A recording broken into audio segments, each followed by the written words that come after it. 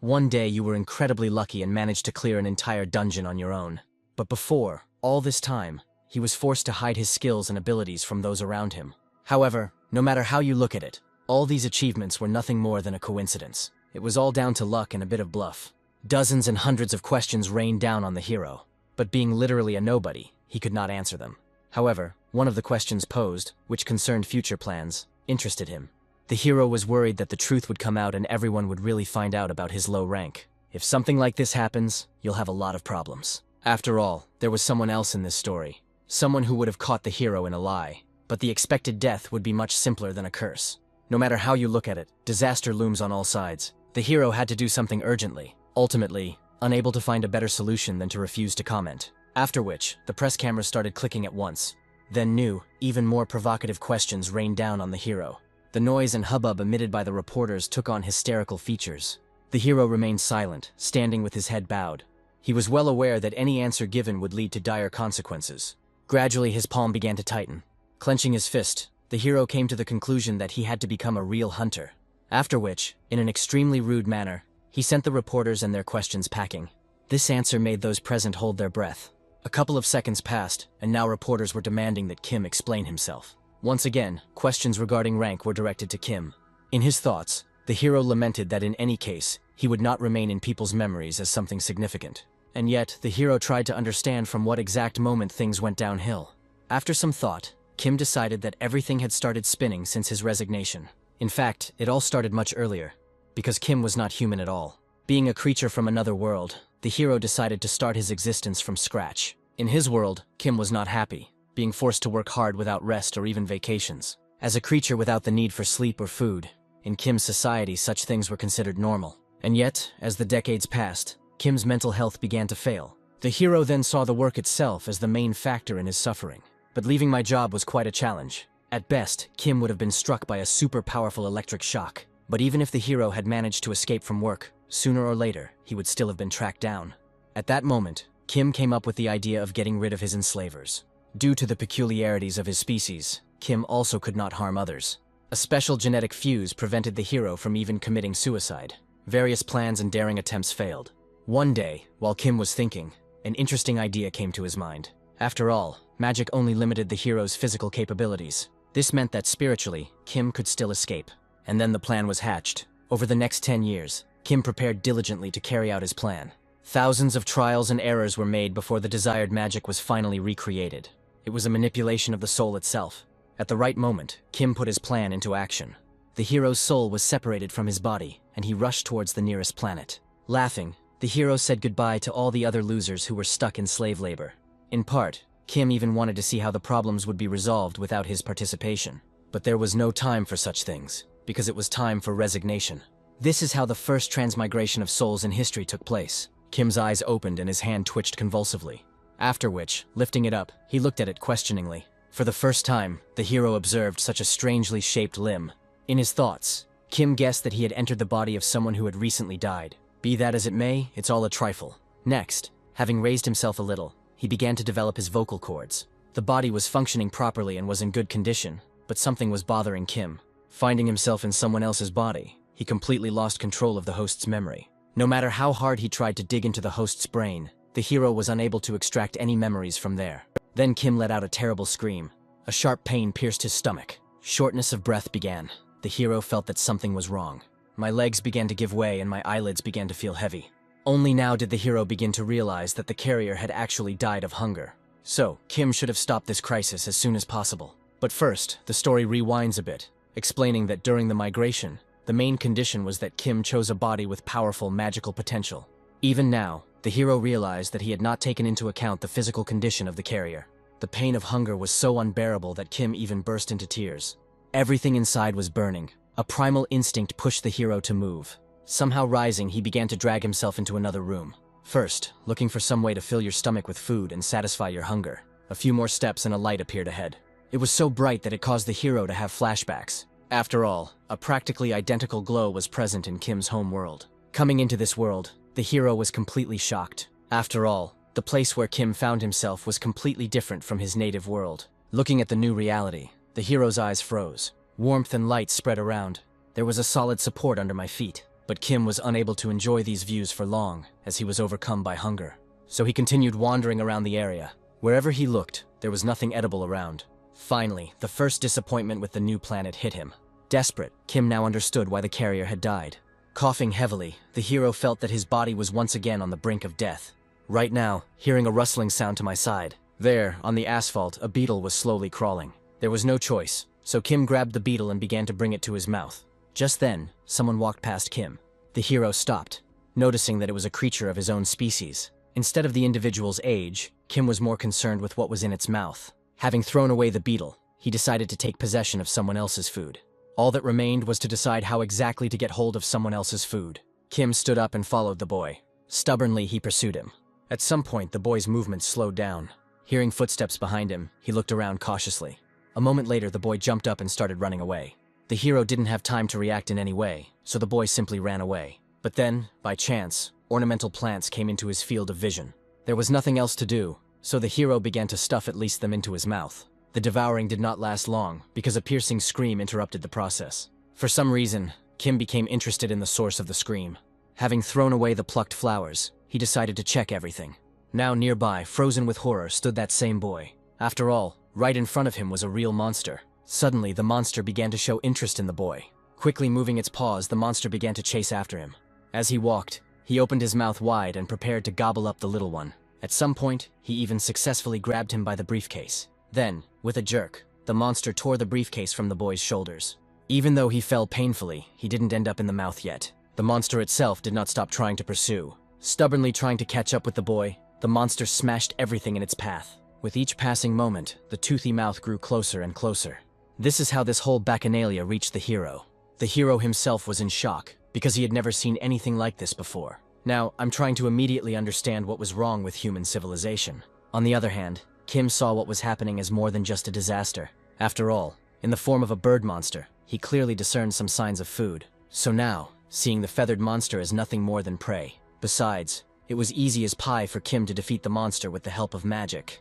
Suddenly, he noticed something. Barely visible, the air was permeated with luminous threads. They walked along the entire street, touching the monster and the hero himself. It was the magical power that Kim was able to awaken. Local magic that permeated every cell of the body. And yet, it still raises some concerns for Kim. The whole point is that there were too many streams of magic. In his world, Kim felt the flows of magic as nothing more than filled cups. In the human world, magic was like the ocean itself. Kim clearly realized that by arriving in the human world, he had hit the jackpot. He could already imagine how dazzling the future could be for a person gifted with magic. The reverie was interrupted by the boy's cry for help. With all his might, he begged the strange man to help. Kim sighed heavily, because in their world, this was not accepted. So, Kim was ready to help, but on one condition. After which, he pointed to the food in the boy's hands. This request took the baby by surprise. There was nothing else to do, so the boy agreed to Kim's conditions. Further, he even ran behind him. Sighing, the hero looked up. Next, he ordered the boy to stay strictly behind his back. As a being once responsible for protecting an entire planet, Kim began to work magic. For someone like him, separating the meat from the bones would not be difficult. From the outside, Kim's movements looked at least strange. However, after all the preparations the hero had made, nothing happened. Scratching the back of his head, Kim chuckled, thinking his concentration had broken. Out loud, he began to reflect on the fact that he had not expected such oddities. After which, he decided to use explosive magic. Next, water magic came into play. None of this, not even the summoning of shadows, responded to Kim's efforts. Even the weakest spells in the form of curses did not manifest themselves in any way. Now, being in complete confusion, Kim couldn't find an answer to why magic stopped responding to his calls. And therefore, subsequently, he himself saved himself from the monster.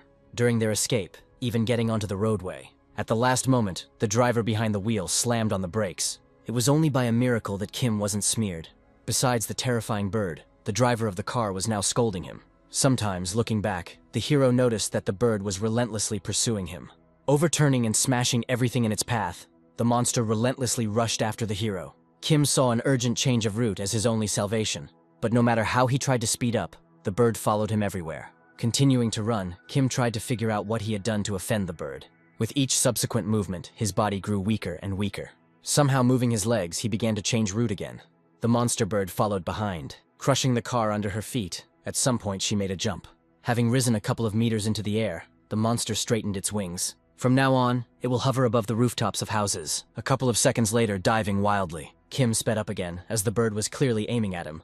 During his escape, the hero felt something shoot painfully into his leg. He guessed that the carrier had suffered some damage during his life. So, feeling tired and in pain, Kim made his final movements. Subsequently, having lost all balance, he collapsed to the ground. With all his might, Kim tried to get up. Right now, a furious force rushed past him. There was a loud crash and everything shattered into pieces. Having missed Kim, the monster's fury spread much further down the street. Until finally, somewhere there, having dug a furrow in the ground, the monster stopped. The monster's last movement was a crushing blow with its beak on the concrete surface. The noise and din caused Kim to cover his ears. After a little while, he opened his eyes. Now seeing feathers falling everywhere, slowly, he began to approach the monster's body. Kim couldn't understand whether the monster had simply killed itself against the wall. Thoughtfully, he began to look at her. Recalling some of his knowledge, he guessed that the monster was one of those birds that dived clumsily. The knowledge quickly faded away, as its place was taken by a feeling of hunger. Kim began poking at the bird's carcass, wondering if it was edible. Finally, having decided that poultry meat could be digestible, the hero swallowed his saliva. But then behind Kim, a surprised cry was heard. Standing behind, looking at all this, was a stunned girl. A couple of minutes ago, she heard the boy calling for help from those around him. Immediately, she hurried to come to the rescue. Along the way, the girl was informed that the man in trouble was last seen nearby. Having learned about this, the girl asked everyone else to stay as far away as possible. After all, none other than the rookie killer was operating in the area. Initially, this bird was not considered a formidable opponent, but everything changed when many hunters died due to the monster's ability to develop enormous speeds. So, the girl was in a hurry, because she had to make it before people started dying en masse. Having reached the place where the monster was last seen, an unusual scene appeared before the girl's eyes. Standing rooted to the spot, she gazed for a long time.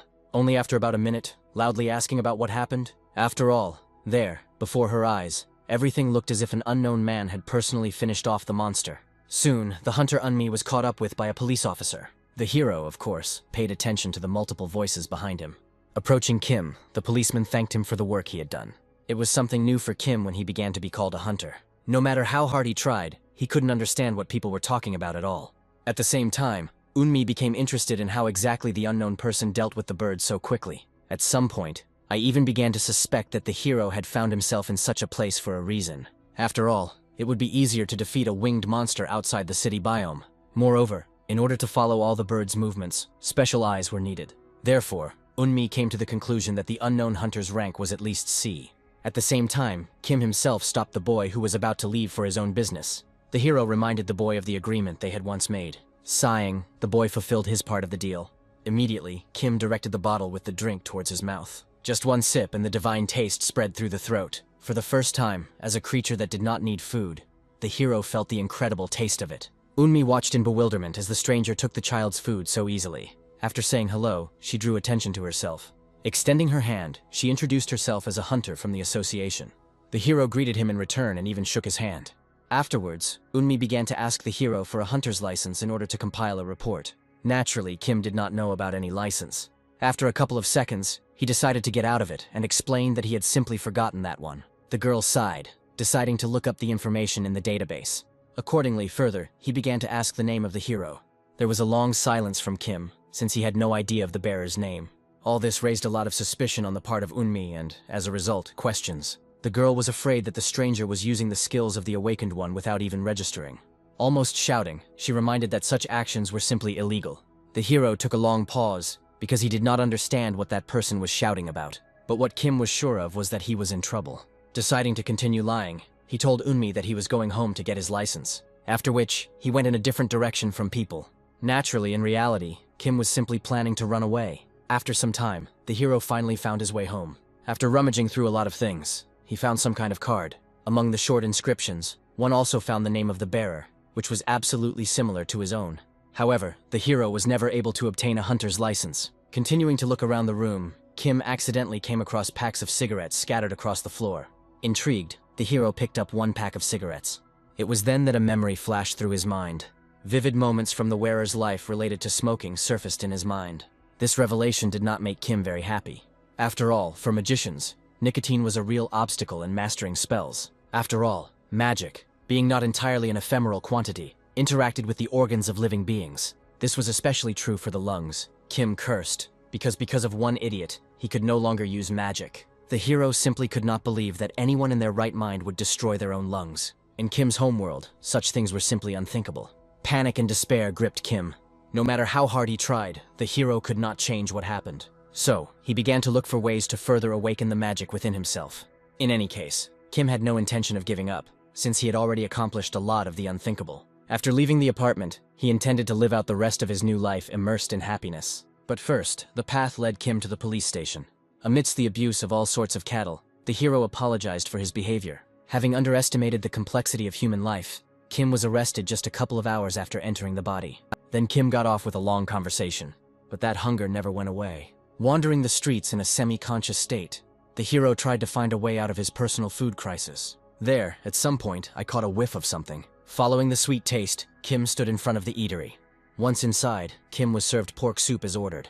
Then Kim rejoiced, because the food problems turned out not to be so critical. After stirring the soup with a spoon, he finally decided to try the dish. Just one meal later, Kim's eyes froze.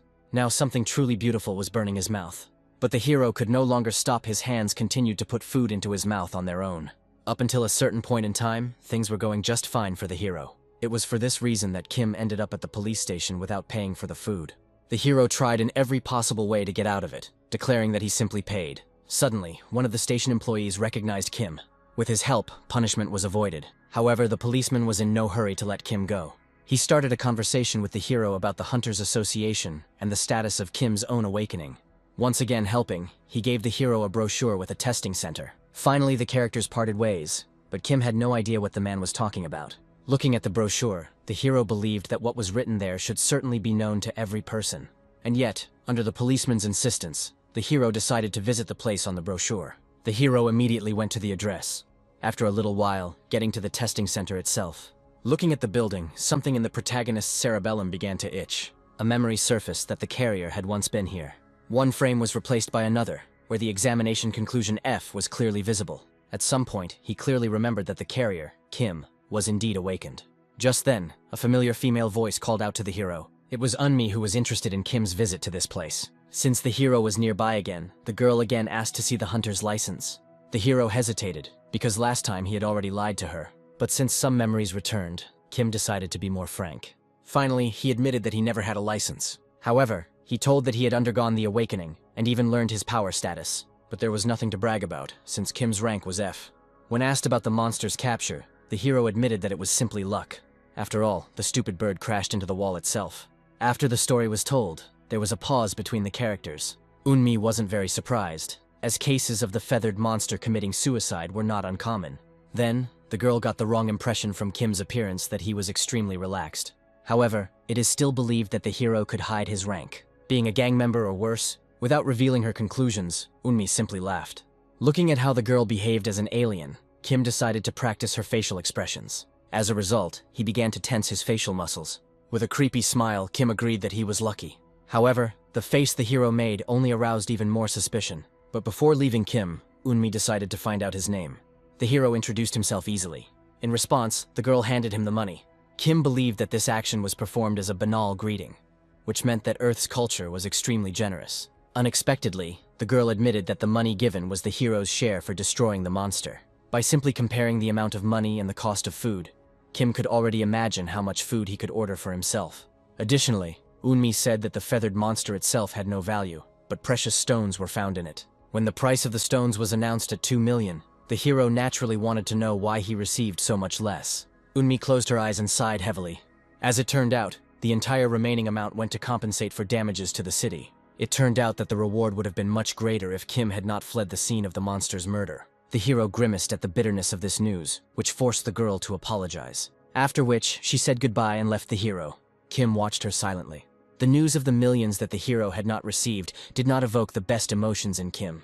Furthermore, Kim was still annoyed that the host's smoking made magic unavailable. However, no matter how you look at it, he did get at least some kind of bonus from his ridiculous victory. Kim was already making plans to get rich, because having a lot of money, you can be the happiest in the world of people. In advance, he already saw himself resting peacefully, and the hero saw the best way to get rich in becoming a hunter. After all, previously, Kim simply died of hunger, and the fate of his bearer was even more tragic. But from now on, the hero knew one secret. Kim simply had to feed himself with magic. While pondering the solution to pressing matters, he accidentally heard people chatting about something. Pointing their fingers, they pointed to some gate. As he approached the crowd, Kim turned his gaze to the place where everyone was pointing.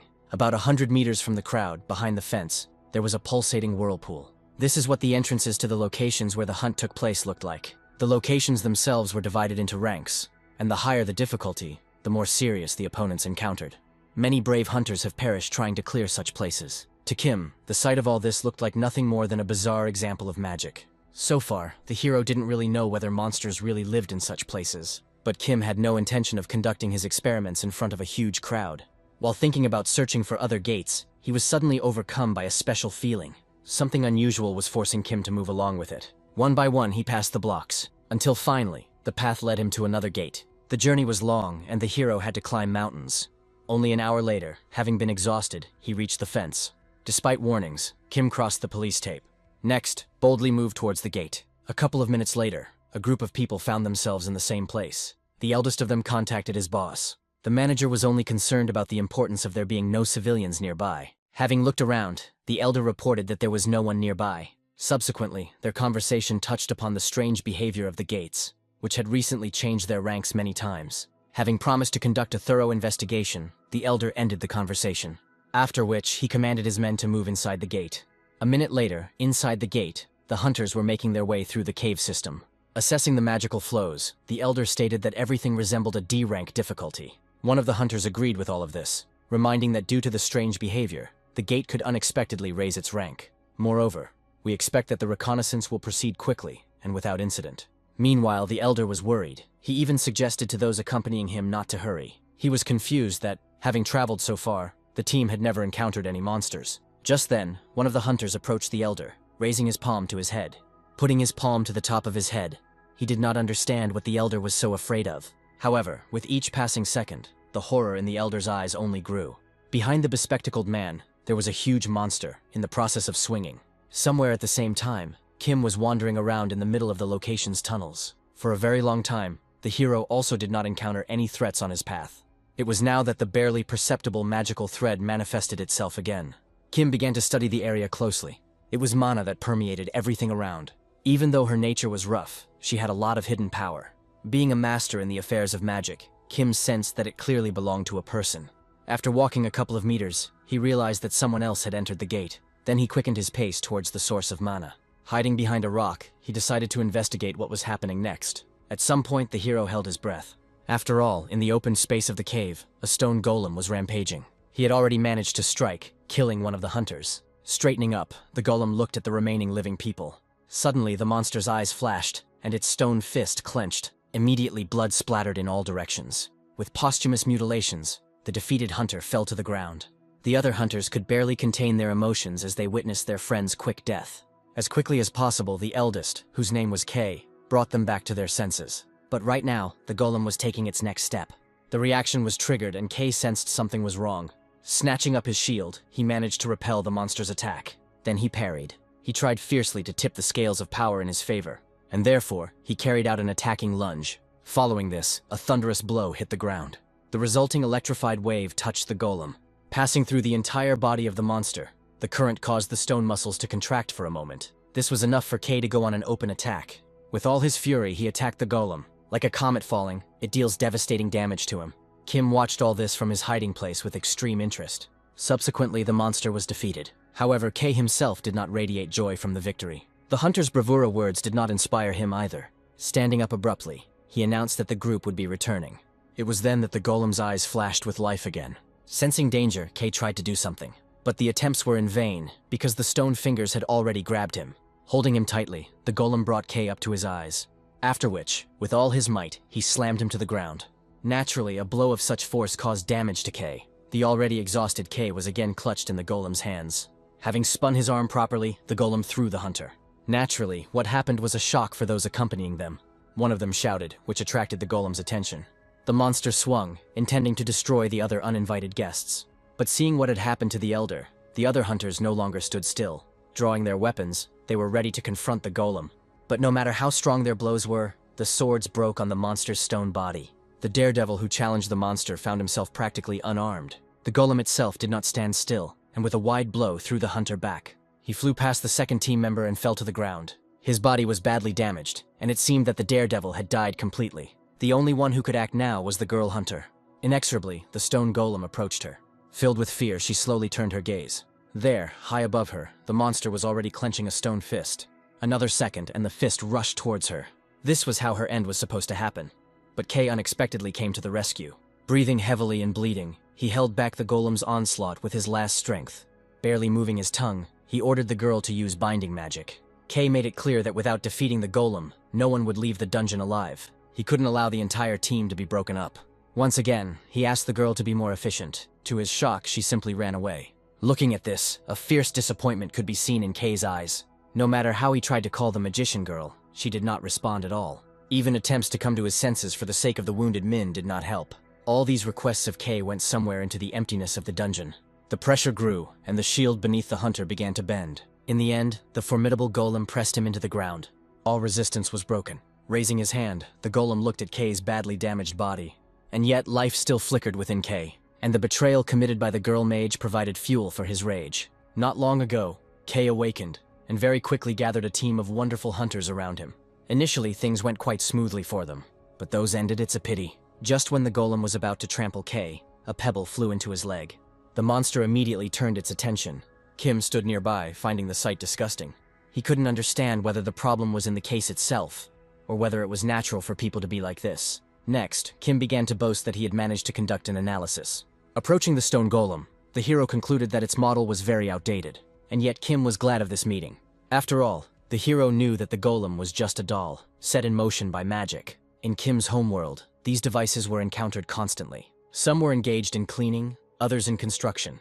Only the very best of the species were given the honor of becoming fighting machines. So, Kim's knowledge about stone golems was quite extensive. There were no monsters present in this place, since it was the guardian golem who got rid of those. Kim had no choice but to deal with it all.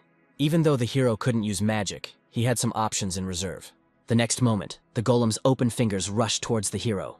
Kim easily dodged this attack. From the impact, the golem's hand entered deep into the soil. The golem pulled its hand out of the ground and tried to hit Kim as it ran. Once again, the hero easily dodged attacks on himself. But the golem had no intention of stopping, changing its attack patterns. Swinging with all his might, he slammed his hands into the area in front of him. The earth shook and splinters flew in all directions. Just then, a trickle of sweat ran down Kim's face. He realized that he had once again overestimated himself, even though Kim could have avoided the golem's attacks. But due to the weakness of the body, he could not persist for too long. And yet he did not give up. Again and again, masterfully avoiding the guard's hits. Changing its battle tactics, the golem tried to hypnotize Kim with magic. The vibration of mana washed over the hero, after which, the golem finally managed to throw Kim away from itself. But in reality, everything was not so simple. The final powerful blow caused the golem's hand to sink deep into the ground. This is exactly what Kim was trying to achieve. After all, the crystal on the golem's hand was not just a decoration, but a whole sensor for recognizing magic. Kim quickly got to his feet and rushed towards the crystal. Now, the hero only had to get there and send a signal to the crystal to stop the device. Luckily for him, the golem model was so old that it wouldn't have been difficult for Kim to pull off something similar. Running up to the guard and stretching out his hand, Kim directed magical energy into the crystal. The signal was received, and the golem's behavior began to change rapidly. The guard's hands hung down, his eyes went dark, and then he collapsed altogether.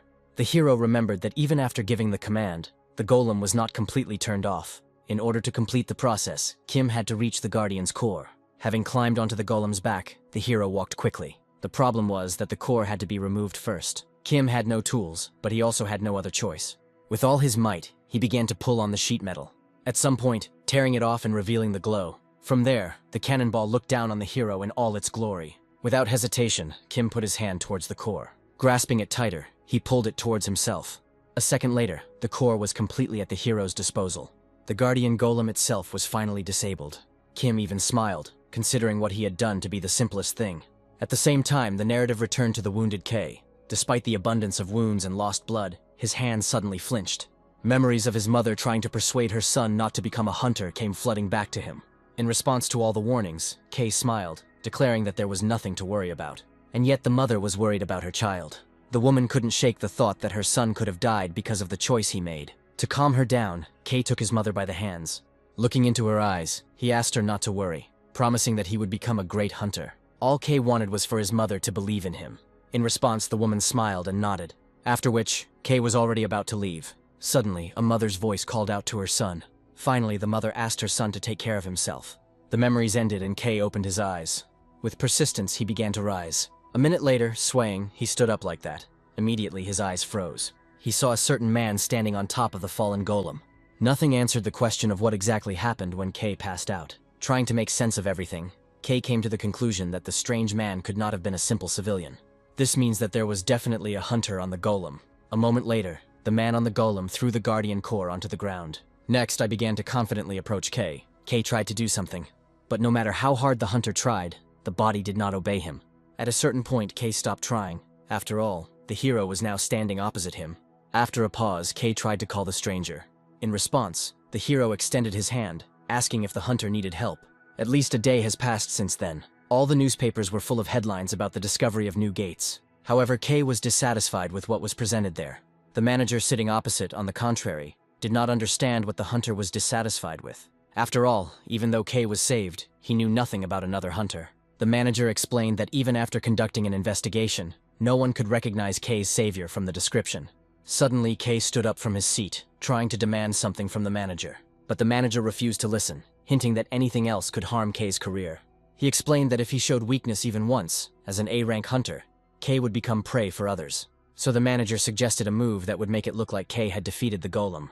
Having listened to the end, the hunter clenched his fists tightly, further expressing that he would like to remain honest and grateful to his savior. Moreover, being confident that the unknown savior was not involved in anything bad, Kay justified his words by saying that otherwise no one would have helped the hunter. The manager sighed and resigned himself to Kay's arguments, after which he let him go. The hunter left the chief's office as quickly as possible. A minute later, the manager himself leaned back in his chair thoughtfully. He was extremely interested in the hunter who was stronger than Kay. At the same time, the hero was glued to his phone. As he scrolled through the internet, he found Earthlings truly intriguing. It just so happened that, having just returned from the dungeon, Kim accidentally unlocked his smartphone. Now, for a lot of hours, studying a wide variety of information there. So from now on, Kim had a lot of different information. It was from there that the hero emphasized that all gates had their own entry restrictions. As a result, in the country where Kim found himself, there was total control over hunters. The Hunters Association was in charge of everything, having a monopoly on the operation of the gates. But as for Kay, he was the best of the best. All this prompted the hero to think interesting thoughts. First of all, about the mandatory requirement to obtain a hunter's license. That's how Kim found himself on the training course. Being among many cadets, the hero was not at all interested in theory. At some point, Kim was handed some kind of device. As it turned out, Kim had no idea what he had gotten his hands on. Apparently, being the only one who doesn't know, the other cadets noticed the hero's strange behavior. Naturally, Kim didn't like the excessive attention to himself. The course officer had no choice but to tell Kim about the device in detail. When it became clear what the device was analyzing, the course leader released the monsters so that the devices could be aimed at them. After thinking for a bit, Kim did everything as he was told. The device worked, giving a description of the poisonous butterfly. The hero was interested in the fact that people use something similar to recognize enemies. A support officer standing nearby reminded him that the device could also search for objects. Now, I invite Kim to evaluate these functions of the device himself. The first thing the hero did was point it at the man, but he found nothing on him. Next, pointing the lens at the bush, Kim received a description of the fruit. At this point, it became clear to the hero exactly how the device worked. After which, Kim pointed the lens at his own shadow. Surprisingly, he discovered that the lens did not find anything useful in the shadows. After a couple of seconds, Kim realized that the device could detect objects that emitted mana. The hero discovered that the value of items was only determined by the amount of mana in them. Kim liked this method, even though it lacked precision. Dropping his hand into the ground, Kim once again became convinced that many things around him did not contain mana at all. Still, that didn't mean they weren't valuable. Moreover, the hero knew one secret of the Earth's cover. It served as an absorbent for absorbing magic itself. Kim had no idea why people didn't know such simple truths. After thinking for a while, something came to his mind. Suddenly, he asked the support officer for attention. Kim wanted to know exactly when the first awakened began to appear. Almost immediately, the support officer named the figure of 7 years, concluding this event with the opening of gates across the globe. The information received was unexpected for Kim. He couldn't even imagine that so little time had passed. While on the hero's homeworld, something similar would have taken tens of thousands of years. Finally, everything became clear to the hero. It just so happened that instead of magical abilities, the human species developed electronics. It was through technology that people compensated for their perfection. The hero found this evolutionary turn truly surprising. Later, Kim again thought about the Earth and its magical properties. Not long ago, the hero believed that by becoming a hunter, he would be able to instantly and fabulously become rich. Unfortunately for him, the truth of life turned out to be not so pleasant. The problems grew around Kim like a real lump. Because of this, before starvation caught up with the hero again, he decided to act. To achieve this goal, Kim dragged home a whole bag of land. Thanks to his own and acquired knowledge, Kim understood that through ordinary earth, he could kill special monsters in special gates. However, with her rank, it was simply impossible for Kim to get there. Sighing and walking over to the mirror, he began to examine his imperfect body. Just then, Kim's phone beeped. This is how an emergency message from the authorities was displayed regarding the opening of new gates. Kim found the words about mandatory evacuation in the message quite strange. Not really understanding what they were talking about, the hero put on his clothes as quickly as possible. But Kim's desire to take a look was incredibly strong. Soon after going outside, the hero encountered crowds of people running away, walking further and coming across the gates themselves. Their size impressed Kim. Moreover, a huge creature just crawled out from there. Witnesses, including Kim, froze, watching her. Suddenly, the hero jumped up and started pushing aside the onlookers. Some people reacted quite sharply to Kim's behavior. This was especially true of the hero's facial expression. Without realizing it, his whole appearance irritated those he offended. Afterwards, the irritated man admitted that he was a hunter. Standing up, Kim admitted that he was also a hunter. Next, he doesn't say his F rank very confidently. Naturally, such a revelation caused laughter. For the first time in his life, Kim felt like he was being laughed at. But these emotions are gone, because now something is happening. The lizard that emerged from the portal roared loudly throughout the area. The military, who arrived at the scene, immediately opened fire on him. An avalanche of bullets fell upon the monster. The lizard reacted, and with a wave of its tail, knocked down one of the helicopters. The broken, flame-engulfed helicopter fell like a stone, subsequently collapsing and completely breaking. At the same time, a detachment of hunters arrived at the scene. Meanwhile, the lizard made its way into the interior of the tower. The monster opened its mouth, breaking the glass with its muzzle. The monster's long, tenacious tongue grabbed people. The monster jerked its tongue back sharply and pulled the people towards its mouth. But the monster's vile plans were not destined to come to fruition. The hunter, who arrived in time, cut off the tongue. The tongue was cut out and the captured people were released. From above, Kay observed the whole situation. Looking at the way the lizard was behaving, Kay assumed that he would now try to escape. Then, with his bow fully drawn, another hunter appeared. A shot was fired that hit a vulnerable area. The lizard's tail was injured, but the monster simply threw it off. After which, the tower began to crawl down. Sensing the impending danger, the monster hurried. Right now, with his shield at the ready, Kay was making his move. Jumping from the helicopter like lightning, he plunged into the middle of the lizard's spine. His actions were precise and confident. Next, perform a circular strike with the shield.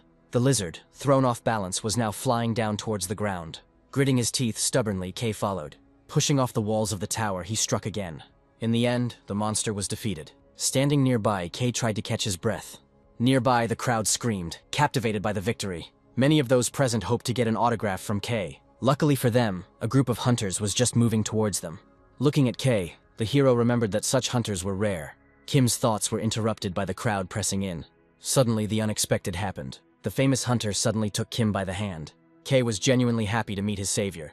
Just in case, he even reminded him how the hero saved him. Recognizing Kay, the hero nodded his head in response. Immediately, many eyes turned to Kim. Among those present, Kay was preoccupied with something.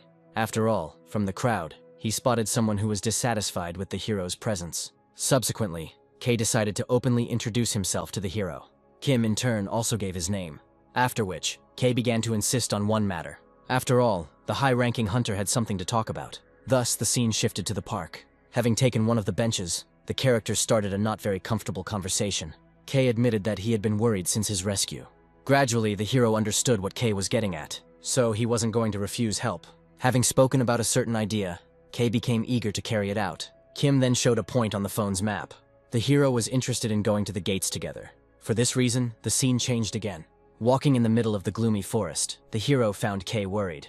The hunter just laughed it off. Walking in step, Kay thought about his savior. There was one important detail that didn't fit into his head. But before, a little earlier, Kay willingly agreed to Kim's proposal. He believed that this way he would be able to learn some tricks. But the hero did not react to these words in any way, later stating that Kay was misunderstanding something. Next, showing the hunter his F-rank ID. In shock, Kay studied the ID. He stubbornly refused to believe what was written. Suddenly, he remembered one incident. Rumors were spreading that there was a special kind of hunter in the association. They were so powerful that they deliberately hid their rank. Kay came to the conclusion that the hero was one of those people. At some point, Kim announced that he had found something, stopping before the edge of the earth, beyond which a whirlpool opened up. In the future fire of which terrible creatures lived. Looking closer, Kay recognized the monsters. Because of their passion for fire, they were called flamethrowers. Although we met them for the first time in a distant part of the world, the hero was pleasantly surprised by the hunter's knowledge. But it was now, from the whirlpool of flame, that the winged monsters began to break out. Spinning, they formed a ring above the characters' heads. Just then, Kim put his hand into his inside pocket. Seeing the movements from the hero, Kay became interested. However, Kim avoided answering. In fact, waiting for the monsters to get even closer. At the right hour, the hero scattered the collected earth. Immediately, some kind of reaction occurred. The flying creatures clearly encountered an unknown force. With their whole appearance, they portrayed terrible pain. The hero concluded that he had one effective remedy, whose effectiveness Kay could witness personally. Impressed, Kay started a conversation with Kim. The hunter didn't understand why he would use anything at all. He reminded that these monsters were extremely weak. However, he did not want to irritate Kim further. Changing the subject, he spoke about the meaning of awakening. Then the hero spoke about the powers that people were beginning to possess. From his words, it turned out that the hunters were superhumans. But Kim didn't like the fact that this power simply fell from the sky. So, the hero considered the people's strength undeserved. It followed from this that Kim did not want to rely on the abilities of the awakened ones. In fact, Kim hoped that Kay would believe this nonsense. Suddenly, a quiet voice came from Kay's direction. Unexpectedly, the hunter completely agreed. Kay was fully prepared to prepare for challenges without relying on his strength. Now, I have even more faith in Kim as my teacher. After which, Kay immediately covered his mouth. He remembered that he was a high-ranking hunter. Even standing next to him always gave him goosebumps. However, from Kim, there was absolutely no such effect. The hero really didn't like that his true abilities as a great magician were always belittled. Kay continued his speech, amazed at the hero's ability to hide his mana. It was extremely difficult for Kim to hear this addressed to him. But the legend worked, so Kim decided to go along with it. A little later at the diner, Kay hoped that the hero would invite him to hunt again. The hunter wanted to learn a lot, and besides, his team had fallen apart. The hero listened attentively to his words. The hero remembered very well that his comrades had once betrayed Kay. Overall, the hero was not against Kay's idea. The main condition, Kim stated, was that the hunter was obliged to defend himself. At the same time, he voiced to Kay what mistake he made during the battle with the golem. Kay was glad to hear useful advice, and, in general, a trustworthy attitude towards himself. A little later, by chance, their conversation turned to Kim's age. Without even giving him a chance to answer, Kay declared that he was only 22 years old. For the first time, the hero thought about how old that same man was. A question like this could have waited, since the first step was to exchange numbers. By chance, the hero felt his ID in his pocket, which he showed to Kay. It turned out that Kim was only 2 years older than the hunter. Using a fairly simple method, Kim calculated that he was 24. And yet there were no earlier memories present in the hero's mind, and the carrier's phone completely lacked any numbers. The hero had no idea what kind of life the owner of this body led. For the first time, Kim wondered if the body's owner might be hiding something. Why did he die and not even try to save himself? Meanwhile, somewhere else, a man woke up from his sleep. Listening to the news about the strange behavior of the gate, he lazily opened his eyes. His manner gave the impression that everything that was happening did not affect him in any way. After some time, Kay contacted the hero. Kim readily agreed to the offer to meet, because the hunter promised to show something unique. It turned out that they were talking about the recently opened gates, where hunters had priority access. Through rumors, Kim knew that a special plant had been found inside the gate that could possibly restore his magical powers. The hero saw the task itself as wildly simple. Additionally, Kim noted that quite a few onlookers and applicants for entry through the gates had gathered. Kay asked the hero not to pay attention to them, since most of them were most likely ordinary onlookers. It was then that the characters heard the roar of a car engine rushing at maximum speed. Interested, Kim glanced towards the noise. A couple of seconds later, the luxurious sports car stopped very close. A moment later, the sports car door opened. A man with interesting hair and an unusual hair color appeared from there. Many onlookers gasped, because Farid himself appeared. Even Ken himself looked at him with bated breath. After all, Farid was an S-rank holder, of which there were no more than a couple of people in the country. This information interested Kim. Taking a closer look, the hero could clearly see how much mana was actively flowing through Farid's body. The great hunter himself suddenly slowed down. Stopping, he suddenly looked towards Kim. Right now, Kay began to whisper in the hero's ear that even Farid's eyes were unusual. The only thing Kay didn't understand was why the great hunter started walking in their direction. Quickly approaching, Farid began to ask the hero about his name. A second later, the question was repeated, so Kim introduced himself. Around the same time, Kay awkwardly joined the conversation. In a menacing voice, Farid made it clear that he had not asked the upstart's opinion. Later, when the conversation turned to Kim's rank, The hero honestly named it. Hearing this, a smile appeared on Fareed's face. Kim remained silent, but believed that the great hunter could reveal him. After all, even damaged lungs could testify to the creature's great magical potential. Having decided to play the role of a weakling, Kim was not even averse to showing his ID as proof. Suddenly, Fareed launched into an unusual monologue about Kim's courage and the combination of that insignificant F rank. But Fareed was not allowed to finish speaking, because Kay intervened again and began to lead the hero away. Kim was somewhat reluctant, as the plan was to visit an unusual gate. As Kay dragged the hero away, Kim himself stole a glance back. In all his beauty and power, Fareed watched him go. Later, Kay started a conversation with the hero about how not recognizing Fareed was a real crime. Moreover, the hunter warned that Fareed did not have the best reputation. Rumor had it that the legendary hunter was a bully and had a criminal record. At this moment, Kim became interested in the story about Fareed. Then, Kay began to tell about a tragic story that happened a long time ago, in one gate. Kim listened with bated breath to the story of how the crazy Fareed killed a bunch of hunters because of his ego. But, be that as it may, the valuable time for studying the gates had run out, and the characters had yet to go their separate ways. Before parting, Kim remembered one detail. Stopping, he began to question Kay about Fareed's strange eyes. And since, according to legend, they were dragons, it means they could be sold. Kay agreed with this conclusion, because according to history, Fareed once swallowed dragon eyes. In this case, Kim could not help but inquire about the lungs. Kay began to explore the trophy store, and a minute later discovered dragon lungs. When Kay announced the price of $2.5 billion, the hero sighed heavily. After all, unlike Kay, such a price was unbearable for the hero. Something pinched in Kim's heart, so he decided not to listen to Kay. About half an hour later, Kim was riding in a taxi he had called.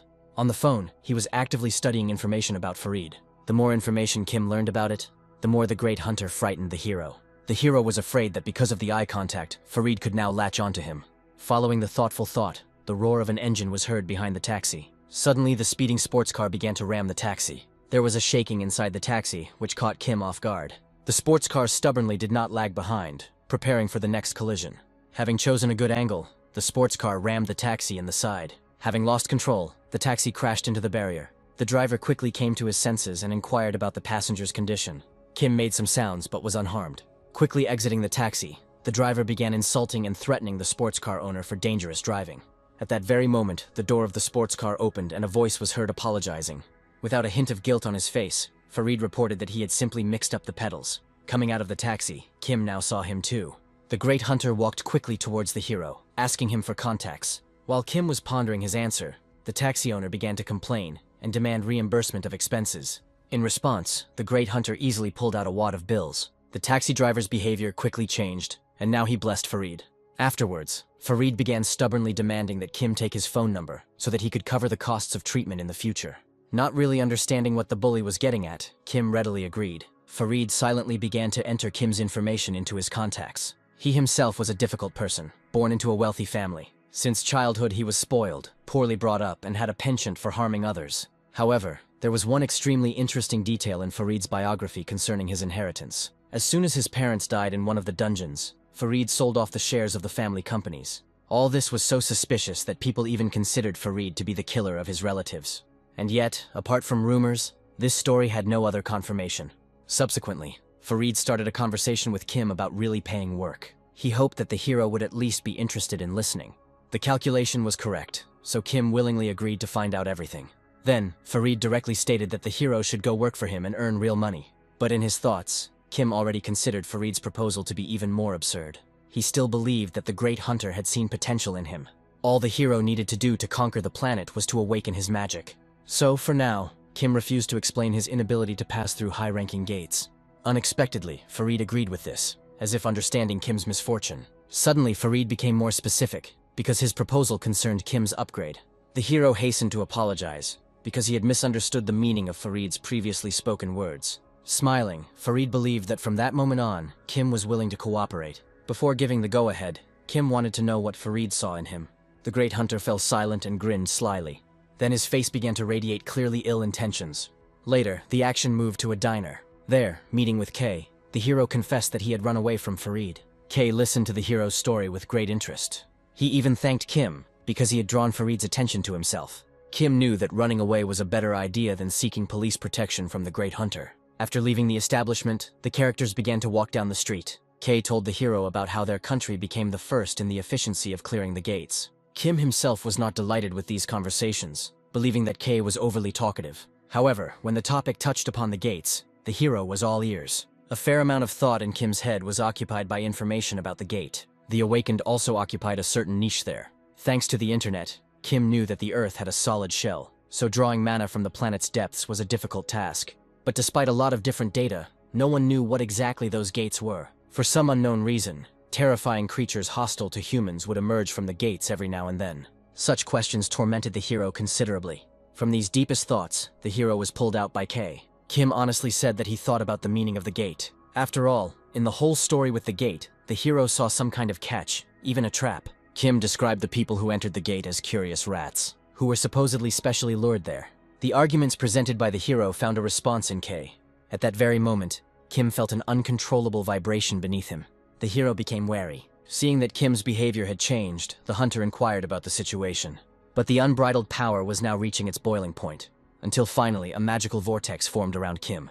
With terrible force, he pushed Kay. Subsequently, a bright column of energy burst into the sky where Kim was. Gritting his teeth, Kim couldn't do anything about this flow of magic. Subsequently, an impenetrable veil covered the hero's vision. It is unknown when, but the hero's eyes slowly opened. He was stunned to find himself in a completely different place, now standing in the middle of a huge corridor. Kim's first thought was that he had somehow ended up inside the gate. Having no other choice, Kim began to move forward. The situation was difficult, because in the current state of affairs, the hero was completely unarmed. At some point, Kim slowed down. He found himself right in front of a strange kind of gate. Between them and Kim, something like a tombstone was placed on the floor. Bending down to take a closer look, right then and there, the hero felt something was wrong. On one side, someone was staring at Kim.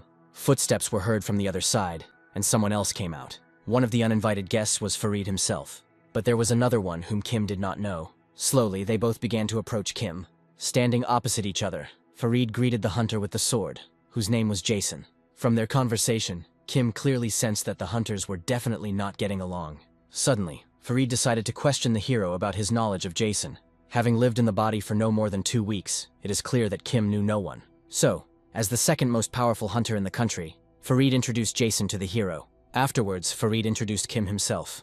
Now, even from Jason, the hero experienced an unpleasant, intense gaze. Jason no longer wished to chatter, making it clear that everyone had been thrown into this place by the same manifestation.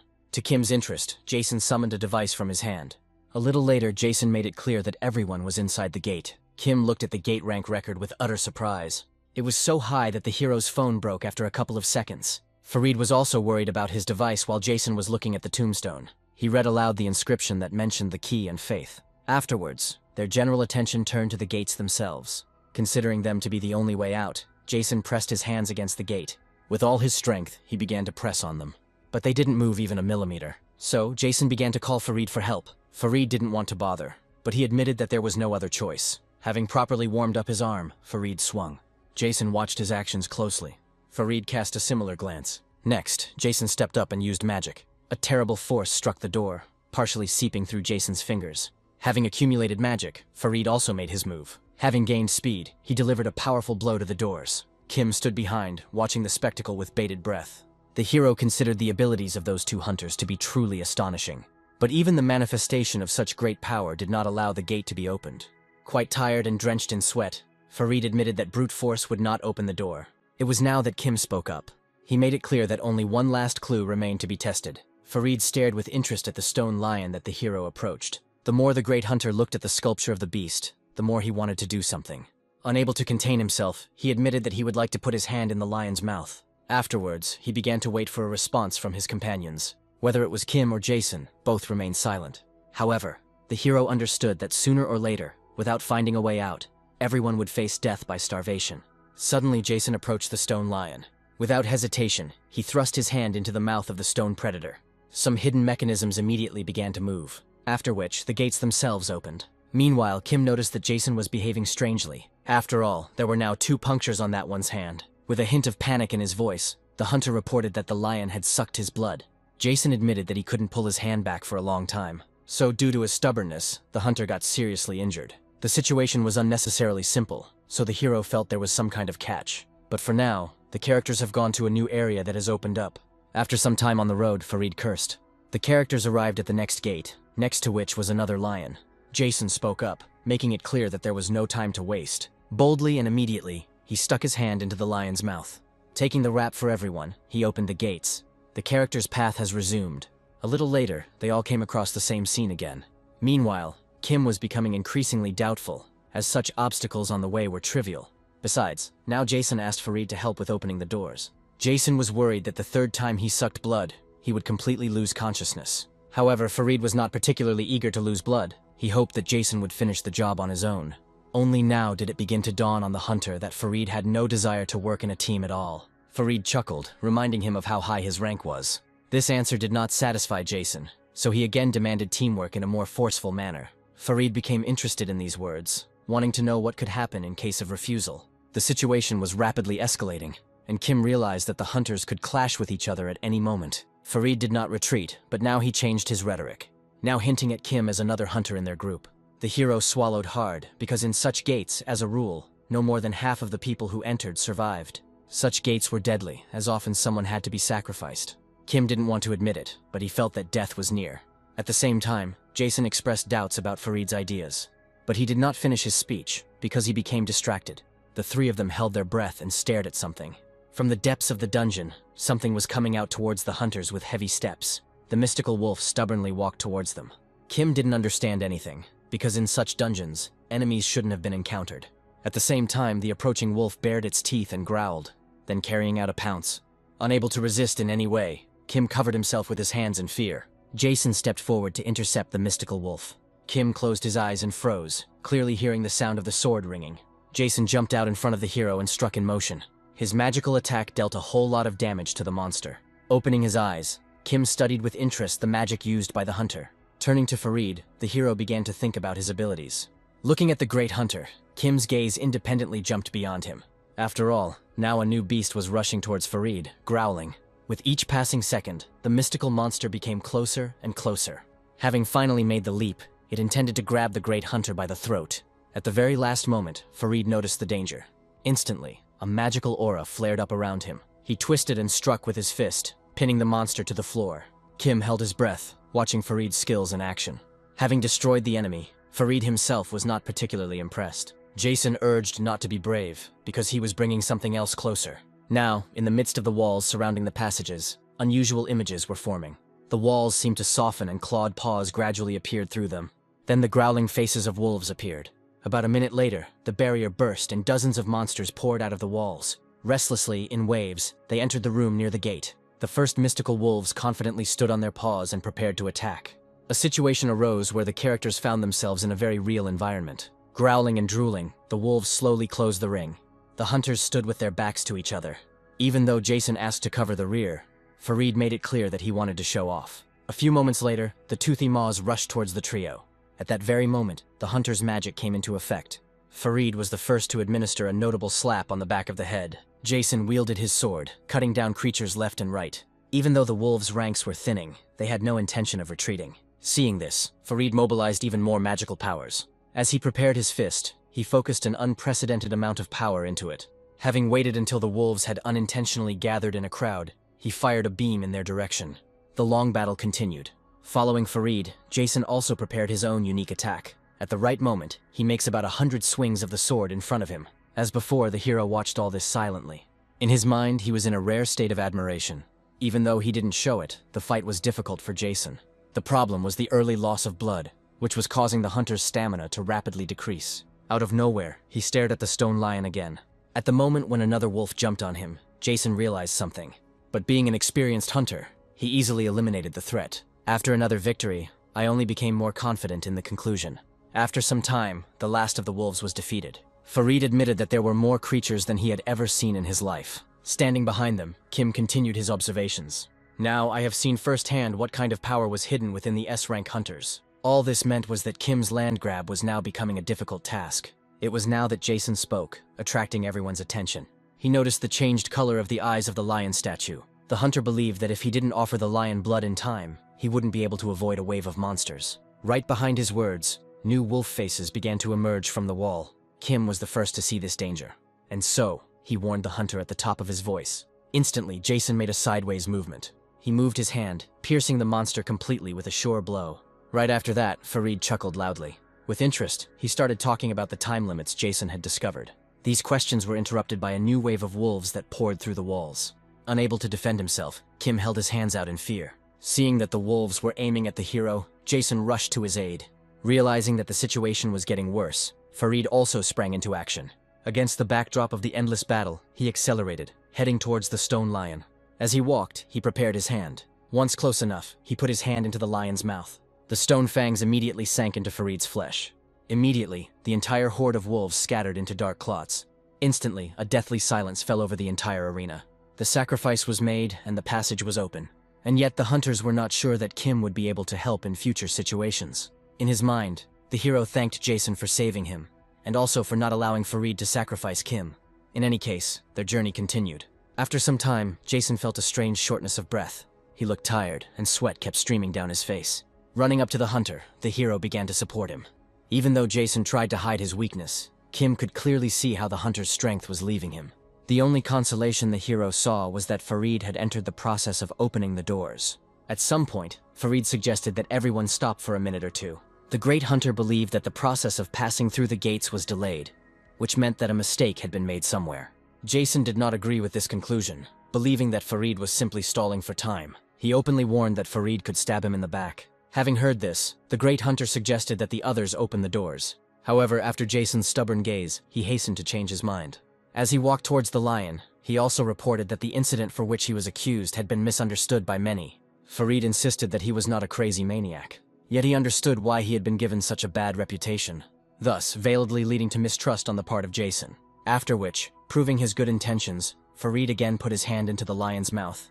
Such speeches on the part of Farid seemed more than reasonable to the hero. Kim even began to doubt the rumors that were circulating about the great hunter. At the same time, after another loss of blood, Farid looked unwell. He asked not to worry about himself, because he had a couple of regeneration potions in reserve. Nodding approvingly, Jason suggested continuing on his way. Kim watched closely as both hunters rapidly weakened. It was then that the hero's gaze wavered.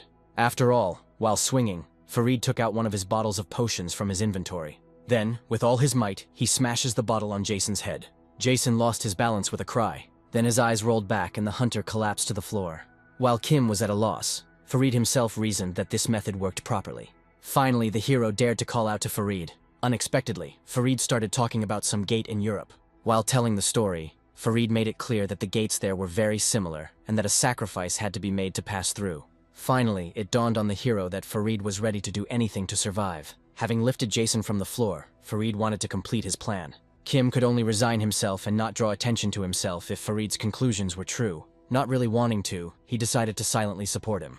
Besides, Kim could not allow himself to get hurt. A minute later, suddenly, Kim grabbed Farid's hand. Under the weight of his conscience, he offered to be the next one to open the doors. Kim wanted not so much to make his contribution as to save Jason.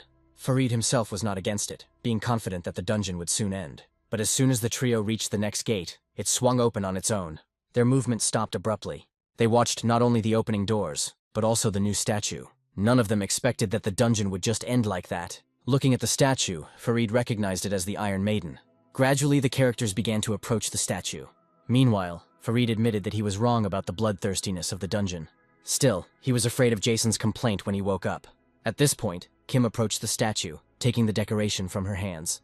The hero looked at the golden hoop with interest. Afterwards, he informed Farid that with the help of the received item, he could beg Jason's forgiveness. Farid, however, was not so confident in what Kim had said. He was afraid not so much of Jason, but of the consequences from the association. Besides, the body would have been absorbed by the gate itself anyway. The great hunter saw the witness as the only obstacle to killing Jason. Seeing how tense Kim was, Farid burst out laughing. After saying that he would not kill him, but would demand one favor, Farid gripped the hero's shoulder tightly and asked Kim to take the blame for the blow to Jason. Suddenly, the story took a digression, telling how Farid changed his vision. This happened thanks to a rare item that Farid knocked out of the green dragon. The item was very special and had a lot of functions. In addition to excellent vision, even allowing one to see the true rank of the awakened. It was this vision that Farid used when he first met Kim. Every now and then in his daily life, Farid applied his gaze in every possible way. As a rule, just by looking, the great hunter would drive the other person into panic. However, for some reason this never happened with Kim. So now, trying hard in his speeches, he tried to convince Kim to take the blame on himself. After thinking about it, the hero decided to find out what would happen if he refused. Farid chuckled in response, hinting at unpleasant consequences. Out of the blue, Kim decided to agree to the condition put forward. Farid's expression changed. The hero agreed too easily. No matter how hard he tried, he couldn't bring even a drop of fear to Kim's face. Farid seriously thought about what motives Kim himself had for this. He quickly recalled the hero's words, where he confessed that he could no longer enter the gates of the highest rank. Farid feared that Kim was lying about his rank, deliberately understating it. Now Farid understood why he had been unable to see the hero's potential. But before getting to the bottom of the truth, Farid approved of Kim's choice. Then he turned around and announced that it was time for everyone to get out. Even though Kim had made a vile deal, his soul was uneasy. Thus, the three of them headed towards the exit of the gate. After passing through the portal, the first thing that struck my eyes was the bright sunlight. Kim closed his eyes and looked around.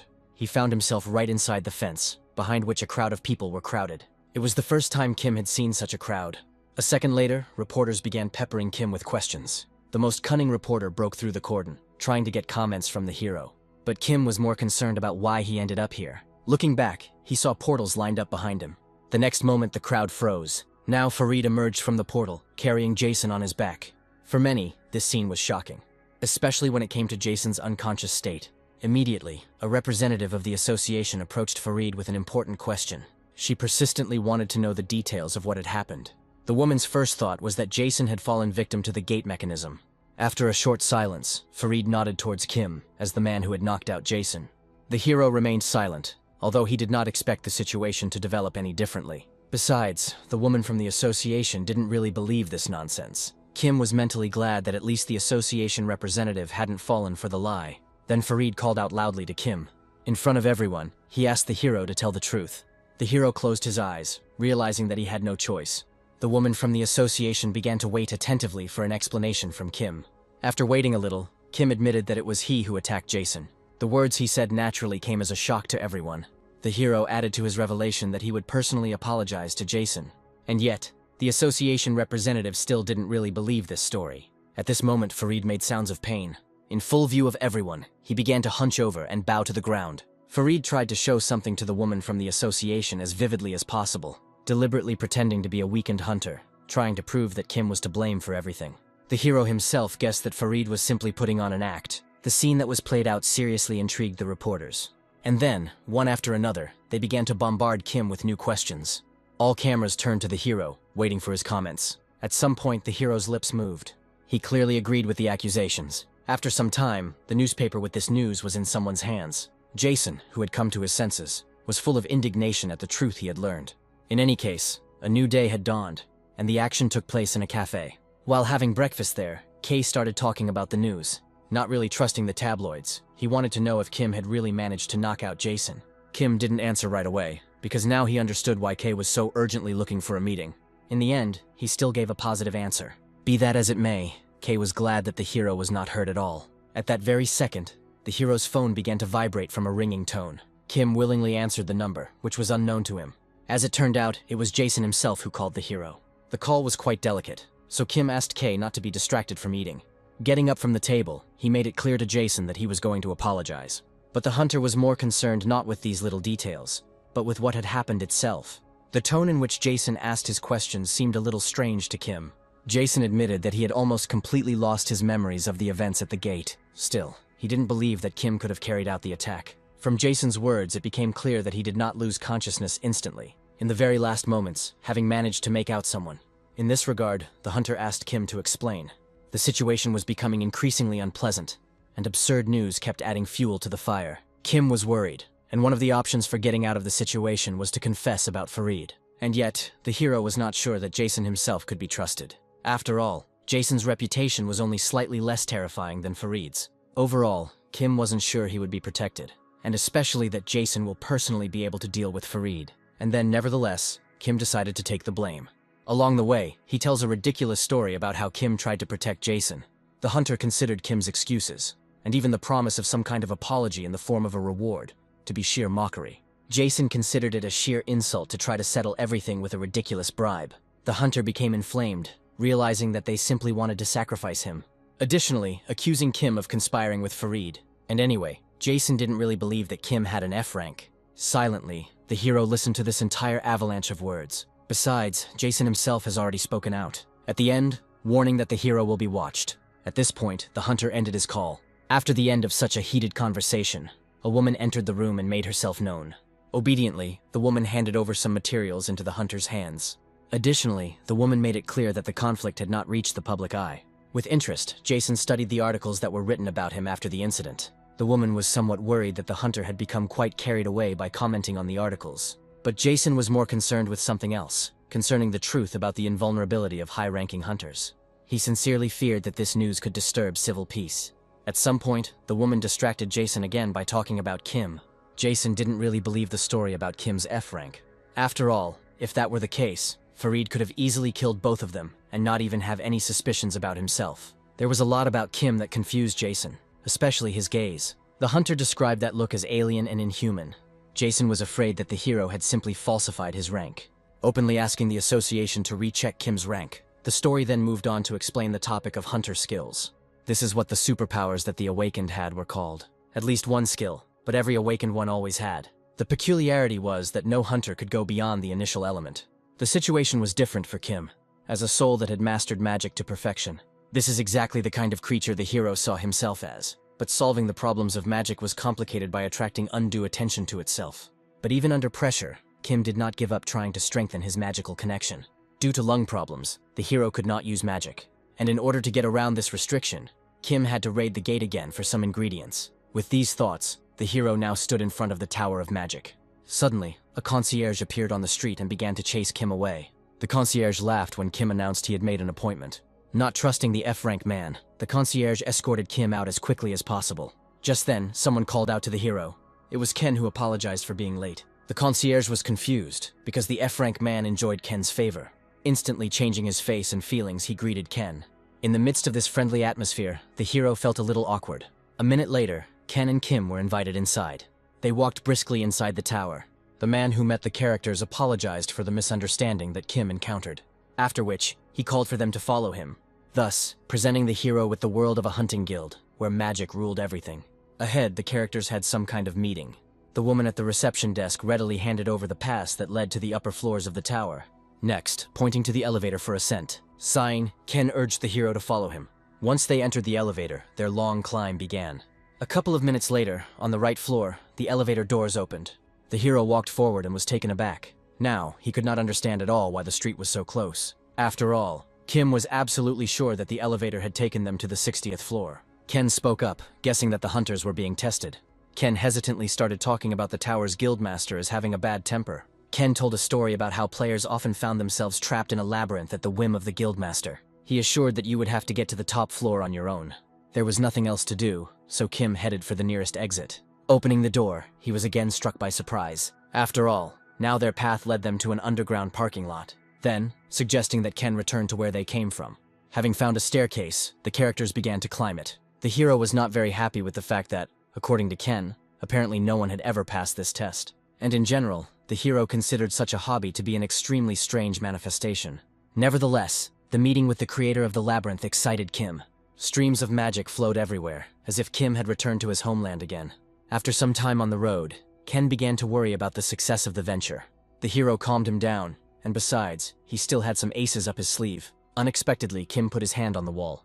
After standing like this for some time, the hero discovered how simple the magical structure in this place was. Ken gasped when the hero announced that he had found a way up. To do this, Kim first asked to send the elevator cabin up. The hero assured that this was the only way to find the way. Even though the hunter didn't understand the idea, he agreed to help. Next, by pressing a button, the hunter called the elevator. The cabin arrived, the doors opened, and Kim stuck his hand inside. After which, he pressed the button, sending the elevator cabin to the floor above. Then for some reason, the hero asked Ken to move away. Kim himself suddenly accelerated. Then with all his might, he kicked the elevator shaft doors. The impact resulted in a harsh metallic roar. Ken froze, but the hero, on the contrary, radiated confidence. After all, with his action, he opened up an entire hidden space. Immediately, Kim demanded that the hunter not lag behind. Kim explained that everything in this place is connected to the gate. After which, the hero boldly stepped into the elevator shaft. To Kei's shock, the hero took a leap into the unknown. As he fell, the glow from the magic enveloped Kim's face. Soon, the elevator shaft, and indeed anything else, disappeared from view. Now the hero found himself in a free and long flight. Without regulating this process in any way, Its position in space was constantly changing. All this continued until one glow was replaced by another. Suddenly, Kim's feet stepped onto the hard floor. Almost immediately, Kay also fell out of the portal. The hunter was impressed by how long and scary the flight was. But then, those who arrived at this place were greeted by laughter. A gorgeous-looking woman was happy to greet those who were walking through the labyrinth for the first time. Kim's method of passing impressed her. Then, resting her palms on the table, the woman announced that the freebie had come to an end. Then, introducing herself to Esther, the owner of the tower, as their opponent. But first, ask your guests to sit down. Looking at Kim, she wanted to get to know him better. After all, the hero managed to get through the labyrinth, whose level was set to the most difficult. In his mind, Kim admired the lady, but out loud he imagined her. Subsequently, Esther suggested to the hero that they not be enemies. But Kim didn't really understand what she was getting at so veiledly. Moreover, they constantly call Kim a rare specimen gifted in analytics. At the same time, Kay whispered in the hero's ear that the seductress was a hunter with rare skills. The hero already knew some of what he heard, since he had found a lot of information about the tower on the internet. The more the hero learned about the human world, the more he became convinced that most Earthlings had mastered only primitive magic. Only a small fraction of them, like Esther, managed to master complex and deep magic. In any case, Kim pretended that he knew nothing about Esther. The seductress laughed, now about to change the subject. Finally, the conversation turned to the purpose of the character's visit. Kim admitted that he wanted to enter one of the guild gates. The hero explained that he was able to get to this meeting only thanks to Kay. To prove his words, Kim showed his personal hunter's card. At first, Esther was surprised, but then she declared that low rank was the curse of all analysts. The seductress then began to state that if the purpose of the visit was to obtain materials from the gate, it was impossible to take them. Besides, Esther couldn't allow outsiders to take the materials that the guild needed anyway. Such a ban was news to Kim. Esther asked the hero to understand that she could not allow another guild to establish a monopoly over the gates. She agreed to meet Kim halfway, only on the condition that someone higher up would ask for it. Not being one to haggle, Esther wanted to hear the exact price immediately at their next meeting. After listening to the end, Kim turned to Esther in a low tone. The hero stated that he was not a member of any guilds. Ken suddenly jumped up from his seat, confirming Kim's words. Additionally, Kim stated that he was not an analyst, as Esther claimed. In general, the hero described the situation only as a personal request. Besides, the hero had no intention of doing his work for free. Having finished speaking, he again heard mischievous female laughter. And Esther herself had changed in a strange way. Esther looked down at Kim, and for some reason licked her lips appetizingly. Kim completely did not understand the hints that the seductress was emitting. Esther then banged the table, having realized that Kim was an illegal hunter. With a breath, she addressed the hero by name. Unexpectedly, the woman was ready to let Kim into the gate, but on the condition that he would work for her. Ken began to whisper in the hero's ear, convincing him of the importance of his choice. Kim understood that people like that were important in the human world. Then suddenly Esther held out her palm in front of Kim. She tried to entice the hero with a reward of as much as 500 million. What he heard took Kim's breath away. At the same time, Esther was full of indignation that she had not managed to win Ken over to her side in time. Meanwhile, the hero imagined how much food he could buy with the money from Esther. The seductress continued to entice Kim, promising that the workload would be light. And yet, the hero wanted to make sure of the honesty of Esther's intentions. The seductress willingly confirmed the truth of her words. Kim closed his eyes, feeling like he had grabbed his luck by the tail.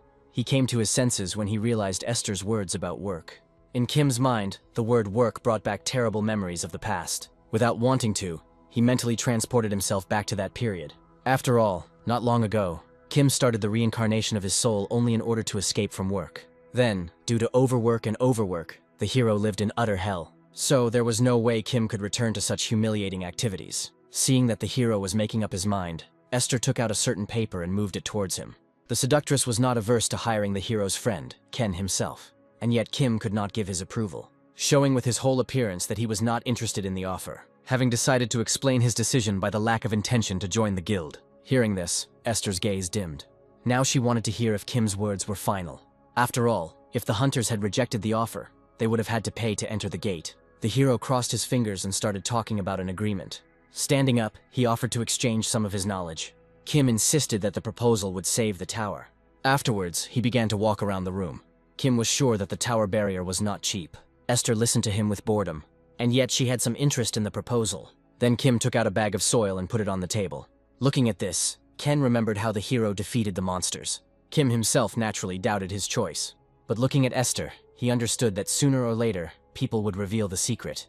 As a result, Esther doubted Kim's intentions as simple as simply entering the gate. Their conversation dragged on, and they even brought tea into the room.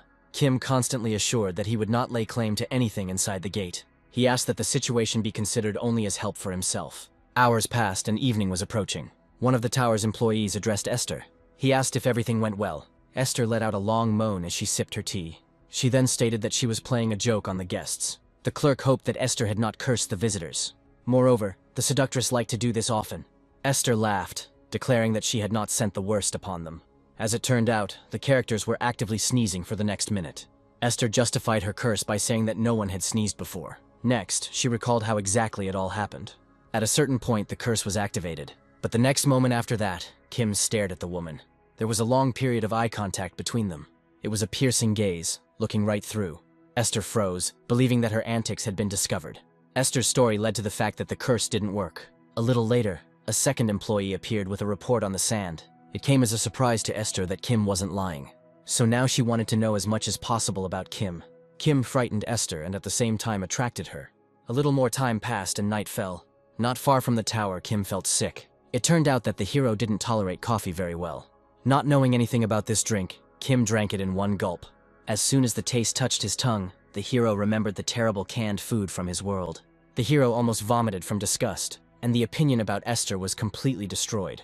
Moreover, it was at that moment that their gazes met. However, Kim did not publicly admit his aversion to coffee. As the new manager of the body, Kim instilled his own tastes in it. Skillfully, he manipulated the body as he wished. Perhaps because of all these factors, the curse did not work. Later, having moved away a little, Kay started a conversation with the hero. Their conversation turned to the strange sand that Kim had given Esther. Ken couldn't understand how Kim could part with such a valuable thing so easily. Later, Ken learned that the hero was basically useless and had no emotions. Kim described his actions as nothing more than an attempt to present himself better. Ken shuddered when he heard this. He even thought that the hero liked Esther. Kim quickly made it clear that nothing of the sort had happened. The question then remained, what did Kim want to find? The answer was not given, and a new day dawned. Kim woke up with pain all over his body. He stretched and decided to check how dry something was. It just so happened that behind the scenes, Kim visited Esther's gate. There, a pack of monsters attacked the characters. Ken, as always, was at the forefront. Thanks to his efforts, the monsters were defeated. While Ken was fighting, the hero was collecting mana boosters. That's how he got his hands on the demonic fairy wings. Kim believed that the hardest part was behind him. The hero felt himself one step closer to domination. But first, Kim needed to get some food. Opening the refrigerator, he suddenly became distracted. Someone was knocking on the apartment door very persistently. The hero had no idea about the two big guys behind her. Kim only hoped that it wasn't someone who had known the host in life. Opening the door, he met people from the Hunters Association. Unexpectedly for himself, he met Unmi again. The girl respectfully asked the hero to leave the apartment. Unmi apologized for such an unexpected visit. While talking, she stealthily looked inside Kim's dwelling. He went on to explain that the hero was suspected of rank substitution. In his apology, Unmi made it clear that the test would have to be repeated. If he refused, Unmi threatened that Kim would be taken away by force. The hero remained silent, although he was upset that he was unable to eat. A couple of minutes later, he was already riding inside the van. There was total silence inside the car. Although quite nervous, the hero kept himself in hand, but the way he was restrained still attracted attention. It just so happened that the anonymous complaint about Kim was responded to. Unmi took on the matter personally, studying the career of a hunter. The database indicated that Kim had only passed through the gate once. This information aroused a lot of suspicion in Unmi, but Unmi was unable to find anything more specific at the time. A lot of time has passed, and not so long ago, everything changed. The news was full of Kim's attack on the hunter Jason. It was this news that moved the story forward. Unmi was surprised by how easily Kim took his arrest. Already in the laboratory, Kim admitted that he had no money. Unmi reassured the hero, guaranteeing that if the falsification was not confirmed, the money would not be taken. Kim sighed, a little worried. Next, he looked at the testing stand. Only now did Kim realize that the test was done by breathing. The hero calmed down, remembering that the carrier was a heavy smoker. However, Unmi was leading Kim to a completely different piece of equipment. As it turned out, the new method ignored damaged lungs. Soon, Kim came out to a certain car. Next, the hero was forcibly grabbed by the arms. Confidently, Kim was dragged towards the device. Kim was in complete despair, fearing the worst. After about half an hour, the test was finished. Before she even began to properly examine the data, Unmi hoped that Kim would not turn out to be a fraud. The hero remained stubbornly silent, engaged in self-reflection. Confused in his thoughts, he did not know how he could explain his magic. But most of all, Kim was afraid of the exorbitant fine. A minute later, Unmi announced that Kim's rank had not changed. Hearing this, Kim exhaled loudly. Moreover, Learning that the hunter's rank grew up to a certain point, Kim confirmed that the carrier was always an F-rank carrier. This means that the matter did not depend on smoking at all. However, Kim did not understand why the golem could see him so poorly. It began to dawn on Kim that the golem did not perceive him as an intruder. Unmi noticed the hero's heavy breathing and considerable thoughtfulness. Kim admitted that the reincarnation operation had completely failed. This means that his life will pass in his current state. Wandering down the street, the hero could not forgive himself for his failure. Just now, someone caught up with Kim. It turned out that it was Unmi, who decided to find out about the hero's well-being. Kim thanked the girl, but did not need any care. In fact, he couldn't believe that the dugout was worried about it. However, the hero wanted to know how Unmi found out that he was at home during the day. The girl admitted that, as an awakened one, she possessed the ability of a detective. When Unmi started to explain her ability, Kim suddenly stopped her. The hero stared at something lying right in front of the character's feet. There was blood spilled on the asphalt, and something was lying there. Unmi gasped and took a closer look. There was a dead raccoon lying in the middle of the road. The girl explained to Kim that this was a common outcome. Just then, suddenly Kim lifted the animal by the scruff of the neck. The girl heard the hero's strange mutterings about his lost life. Then the hero stood up and took the raccoon with him. Unmi had no choice but to let Kim go. She only hoped that the hero took the dead animal to bury it. At the same time, Kim recalled what materials could be used to create golems. Among them, the organic golems, which were made from the corpses of animals, stood out in particular. So, regarding the dead raccoon, Kim had some plans. Unmi watched Kim leave with her eyes. The girl found it surprising that the hero also had a very soft side to his character. Hours have passed since then, and evening has come. Back at home, Kim wasn't particularly happy with the results of the experiments. No matter how hard he tried, his manipulations of the raccoon were unsuccessful. Just as Kim was beginning to think about how to restore his magical powers, his phone rang. The hero hissed nervously for the first time, because he didn't expect calls. As it turned out, Kim was constantly receiving calls with various offers for work as an analyst. It so happened that the recent acquaintance with Esther turned out to be bad for the hero, so every time Kim simply dropped the challenge. But not even a minute had passed before someone started calling the hero again. But this time, Kim was faced with aggressive advertising regarding food. Being greedy for various delicacies, the hero naturally became interested. A little later, Kim went outside. Unable to resist the tempting advertisement, Kim wandered towards the promised treats.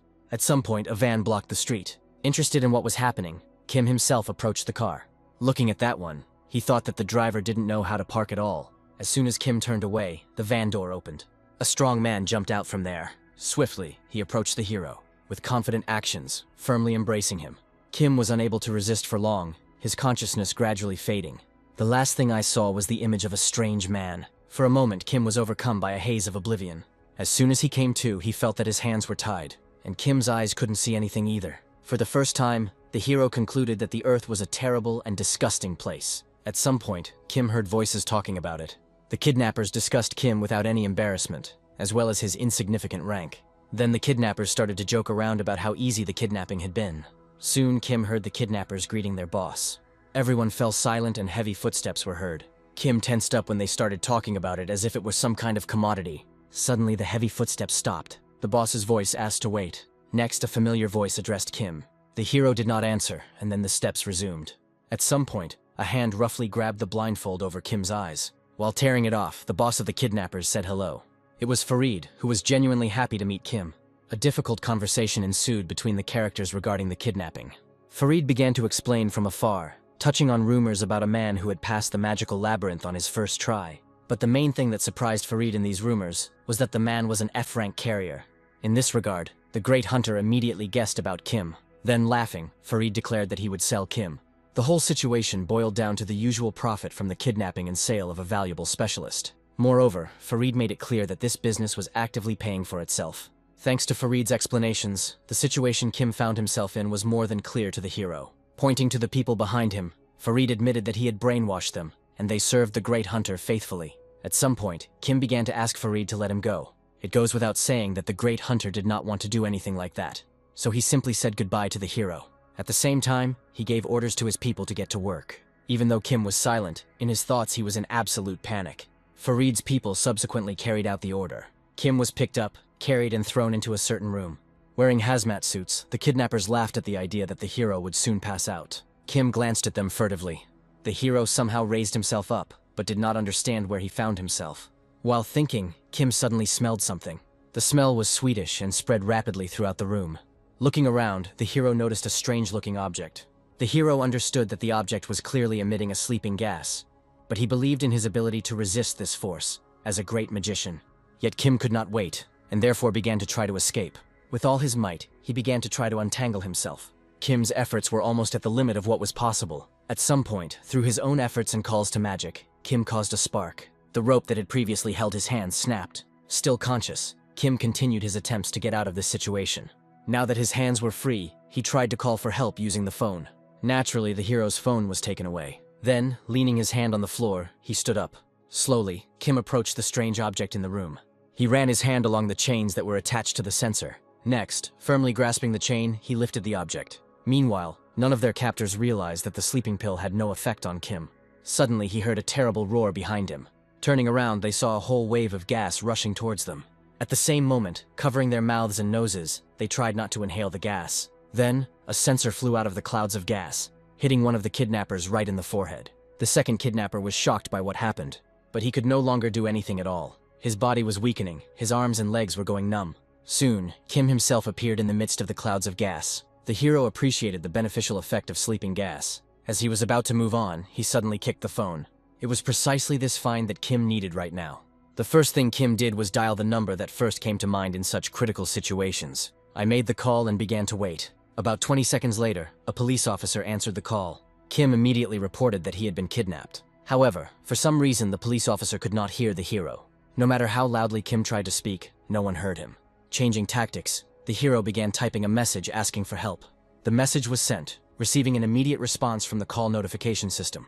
Since the hero couldn't get through to the police using messages, he tried to figure out when he would respond to the call. However, no matter how hard Kim tried, he only received automatic replies. After a dozen attempts, the hero realized that the plan had failed.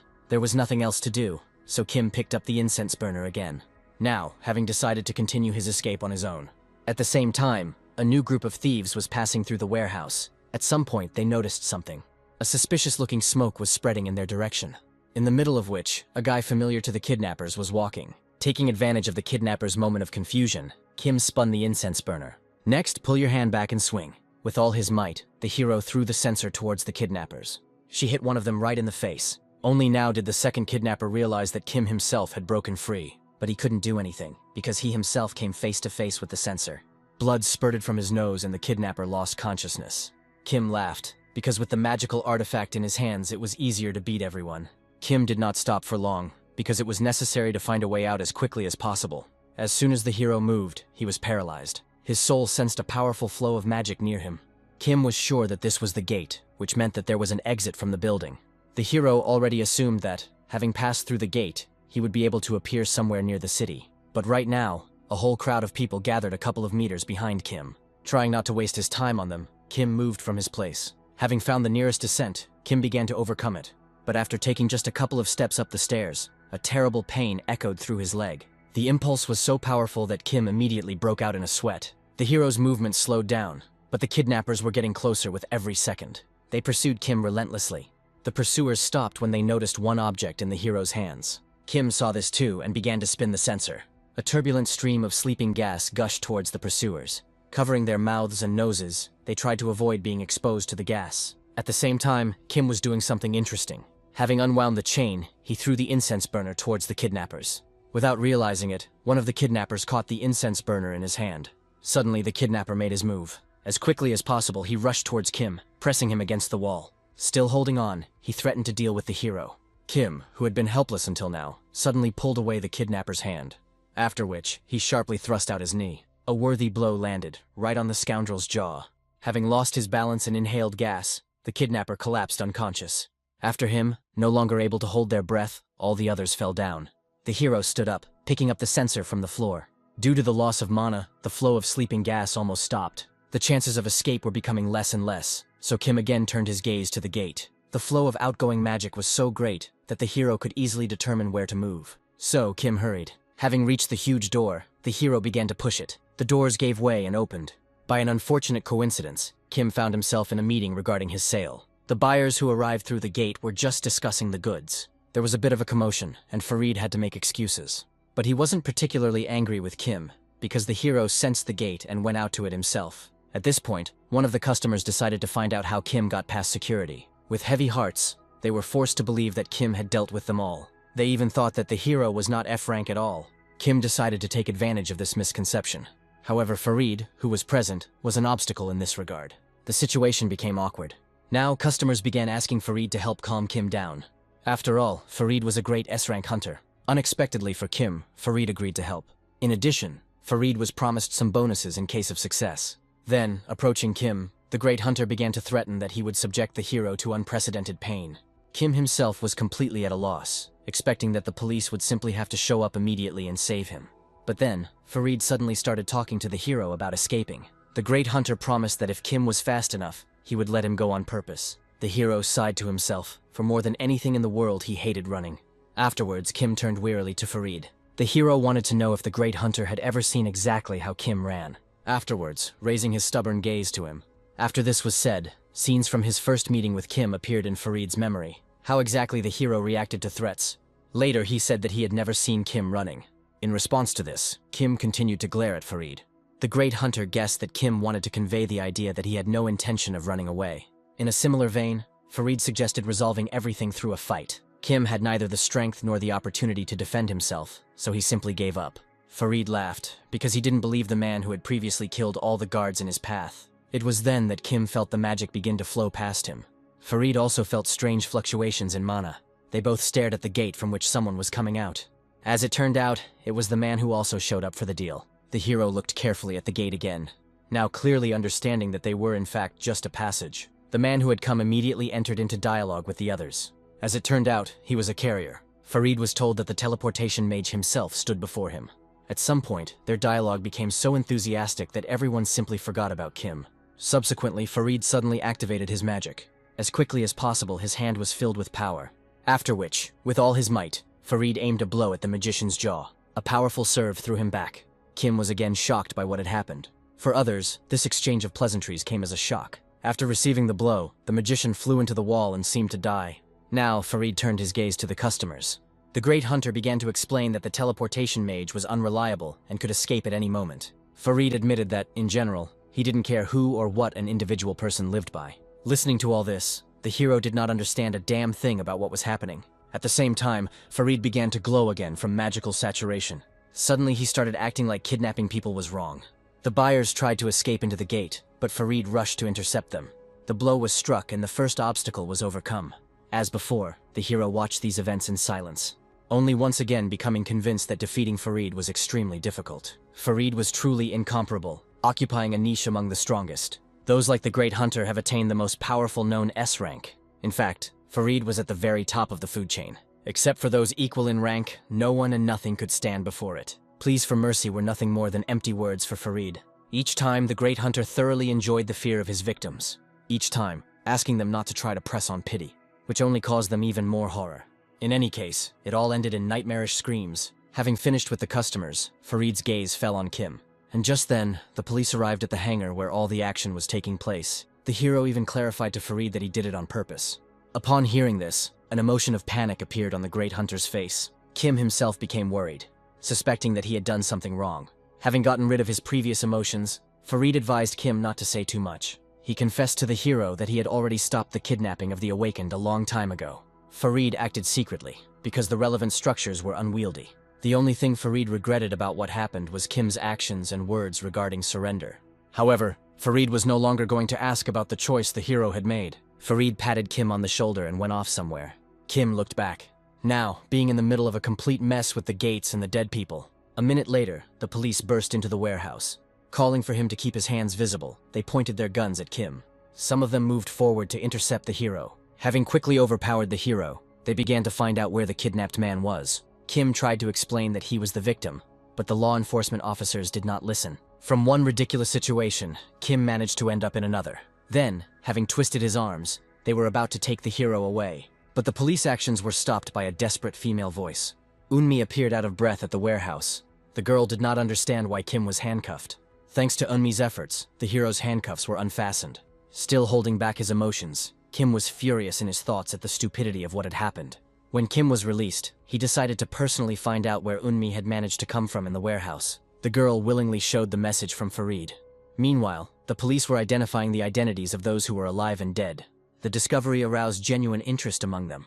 The police discovered an interesting detail: both the dead and the living in the hangar were wanted for kidnapping. Unmi was also struck by this coincidence. The police openly believed that this criminal group had come to an end. When the conversation turned to who had killed everyone in this place, Kim honestly pointed to Farid. However, the police didn't really believe in this hero's story. Realizing that everything was pointless, the hero sighed heavily. Loudly and clearly, Kim announced that he had dealt with everyone in this place personally. Unmi became interested in what was said and began to analyze the situation in which Kim found himself. After which, she examined the hangar. Bodies lay lifeless everywhere, and Kim himself did not look like a person who had practically no external wounds. The girl even began to doubt whether Kim had really been kidnapped at all, or the hero was the boss of a criminal group. In any case, time passed and a new day arrived. When Kim woke up, he blamed himself for how things had turned out. Every now and then, he would stare at the artifact he had taken with him from the hangar. The hero considered such an acquisition useful, albeit spontaneous. Moreover, since everyone considered Kim to be the owner of the item, he could do with it as he wished. He laughed as he recalled trying to explain to the police that Farid was involved in everything. Returning to the incense burner, Kim admitted that it could only be used on people. Besides, the kettle just started boiling right now. The hero hurried to turn off the stove. Pouring the resulting mixture into a glass, Kim was glad that the idea had worked. The hero couldn't stop praising himself, because only an archmage could do something like this on a distant planet, and without any special ingredients. The mana booster Kim desperately needed was ready. Naturally, Kim immediately started using it. Then Kim exhaled loudly and put the glass back in place. All preparations were completed, and the hero decided to test his ability to cast spells. After performing a few gestures, streams of magic began to swirl around Kim.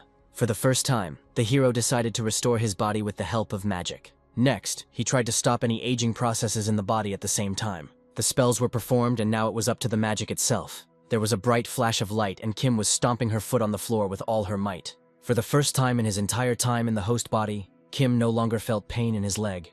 Even though the deal worked out, the hero was once again convinced that the host's mana level was simply insignificant. Many factors have prevented Kim from being an effective magician so far. In any case, such an undertaking was already a success. For now, Kim decided to take a break from the spells. Walking around the room, he eventually grabbed the refrigerator door. But he didn't have time to open it, because someone started knocking on the door. Expecting to meet Unmi there again, Kim walked towards the door. For the same reason, he easily opened the front door. However, there Kim was met by a man he didn't know at all. Looking at him, a memory appeared in the protagonist's head that concerned the man as the owner of the apartment. Kim greeted him awkwardly. Suddenly, the man started talking to the hero about hard times. Further, he went on to specify that the rent had never been paid. Additionally, the man shoved mail into Kim's hands, which contained unpaid bills for other services. Kim hesitated, not even knowing what to say. Looking at the amounts there, Kim felt alarmed. Having listened to polite complaints against him, the hero decided to find out how much the debt was. Describing in detail the amount of payments overdue for months, the man named the debt at a whole 100,000. What he heard struck Kim as if he were struck by lightning. The man was so kind that he gave the hero another month to pay off the debt. With this unpleasant news in his soul, Kim returned to his home. Having no more than a couple of thousand in his pocket now, the hero could not pay off the debt. The fear that Kim would become homeless overwhelmed him. He even tried to remember whether the carrier had hidden money somewhere during his life. At this thought, something went off in Kim's head. He quickly jumped up, letting go of everything. Grabbing the phone, he remembered some previously unaccepted money. As quickly as possible, he dialed someone's number and made a call. A voice came over the line that had already gotten Kim into trouble countless times. It was Farid, who was not expecting a call from Kim. Their conversation touched on monetary compensation for the accident Farid had caused not long ago. When the conversation turned to the amount, Kim thought for a second. Trying to cover the debt and leave something for himself, he barely audibly mentioned 2 million. However, remembering how much trouble Farid had brought to the hero, Kim seriously considered increasing the required amount. At some point, having made up his mind, the hero loudly announced the sum of 3 million. Hearing this, Farid began to behave strangely. The whole point was that for a great hunter, such money was mere pennies. Then, he immediately made the transfer. Kim's breath caught in his throat when such a huge sum came his way so easily. But the hero's joy was not great, because the total amount of his debts was slightly less than the money received. A stingy tear appeared in the hero's eyes, because he did not know how he could earn more. Just then, a call came on Kim's phone. It was Kay, whose call the hero was actually glad to receive. In any case, Kim wanted to thank Kay for all his previous help. But right now, one topic concerning money and the hunter Kay came to the hero's mind. A little later, the scene moved to a luxury establishment. Having invited Kay there, the hero wanted to treat him. After a short conversation, Kim readily agreed to coffee, even though he actually couldn't stand it. Approaching the counter, they took turns placing orders. To everyone's surprise, Kim asked for all coffee to be excluded from the coffee itself. The seller shuddered at what he heard. Nevertheless, he began to fulfill the order. A minute later, at the table, the characters were discussing Kim's recent incident. Kay sincerely regretted that he had not been able to come to the hero's rescue then. The hunter made excuses that he was busy patching up the breach that had been made during the gate's breakthrough. Kim accepted these words without blaming the hunter in any way. Then Kim suddenly interrupted Kay. The hero started talking about how often the hunter had been on defense when breaking through the gates. This question caused some confusion in Kay. This was exactly the reaction the hero expected. Kim could clearly see the fear brewing inside Kay about visiting the gate. Later, more openly, Kim decided to ask the hunter about this. Kay admitted that this is exactly how things are. The mention of the gate made the hunter short of breath, and his fingers twitch. The hero understood perfectly well what the origins of this misfortune were. After all, in one raid Kay was almost killed, and all his comrades betrayed him. So, Kim started talking about how he won't always be able to be a support for Kay. The hero led his speech to the fact that Kay should continue his life, or prepare for major changes in it. The hunter calmly agreed with all this. Kim made all these speeches for the sake of even greater opportunity to manipulate the hunter. Now, getting to the main point, the desire to train Kay. The hero declared that he would help Kay master the secrets of magic and mana control to perfection. Of course, Kay was extremely happy to hear something like this. From now on, Kim understood that he had completely hooked the hunter on his manipulation hook. Without wasting any time, Kim suggested that the hunter immediately head to the nearest gate. A couple of hours later, the characters arrived at one of these places. Right in front of them, the ruins of the collision, a special D-rank gate, were visible. This area was considered ideal for training. So now Kim demanded that Kay demonstrate the best of his abilities. Sighing, Kay agreed. Although doing something like this in front of the hero made him feel a little awkward. Kay closed his eyes and then opened them again, awakening his magical powers. Winds of mana swirled around him, constantly hitting the shield in his hand. At some point, a nearby crushing anchor crashed to the ground. Immediately behind him, Kay activated the protective screen. The hunter hoped that the hero appreciated this demonstration. However, Kim did not look impressed. The hero couldn't understand why the protective screen only blocked damage in front of itself. Kay hesitated after hearing the question. The whole point was that this was the only way the skill worked. For Kim, this demonstration was nothing more than a monkey mastering the simplest tools. As a result, the hero insisted that the skill was supposed to protect Kay in a circle. The hero went into detail, describing the protective screen as an impenetrable dome. Hearing this, Kay decided to try to bring the hero's idea to life. Despite all the efforts, the screen became a little larger, but the shape did not change. Kay's ridiculous attempts infuriated the hero. He demanded that Kay not give up trying to achieve the desired form. Coming closer, tapping on Kay's chest, the hero demanded that he distribute his mana differently. The hunter was worried, and didn't really understand what Kim wanted to achieve from him. In response, Kim asked the hunter not to worry, but just to focus on the target. The hero said that the most important thing was keeping the image in the head. Kay agreed with this statement. For the next half hour, Kim was actively engaged in adjusting the hunter's mana consumption. After a little more time, the desired result was finally achieved. Kay rejoiced like a child, because the hero's idea actually turned out to be feasible. When the hunter tried to move, a gap appeared in the sphere. A couple of moments later, the entire protective dome began to crack. Although Kay was a little upset, the hero did not consider what happened a tragedy. Silently, the hero drove away the thoughts in his head that Kay had hidden considerable potential, ultimately receiving gratitude from the hunter for unlocking the skill's potential. Moreover, magical abilities were influenced by the mental state, and the more self-confident and emotionally stable the magician was, the more perfect his magic was. But then Kay turned to the hero again. The hunter wanted to know what would happen next. The hero grinned and announced the beginning of the practice. After all, the best way to hone your skills was to practice with monsters. It was precisely with these that Kay was destined to clash in battle. The monster's giant sword tried to break through the hunter's protective screen. Having withstood the onslaught, Kim himself now began to apply the pressure. At some point, completely destroy the enemy. It was then that Kay heard quick movements coming from his direction. Another enemy tried to defeat Kay. The blow was delivered, landing right in the hunter's back area. And yet Kay survived. After all, the protective sphere placed around the body saved him. Then, turning sharply, the hunter counterattacked. Having thrown the monster aside, Kay prepared himself for a second or two. Afterwards, having picked up speed, he jumped forward. With a swift attack, the formidable monster was smashed to pieces. Praising the success, Kim, of course, was watching all of this. Besides, the time has come for the hero himself to act. After all, crystals began to fall from the monster. While Kay dealt with the other monsters, Kim began collecting precious mana crystals. To put it even more simply, the hero secretly used Kay to steal loot. Kim carefully placed a considerable quantity of precious stones into the bag. Moreover, The hero considered this option more honest than asking Kay to borrow money. Kim only hoped that the hunter wouldn't be able to keep track of how his loot was being stolen. Having collected enough mana stones, Kim returned to the hunter. Kay didn't answer and was breathing heavily. The hunter's reaction confused Kim.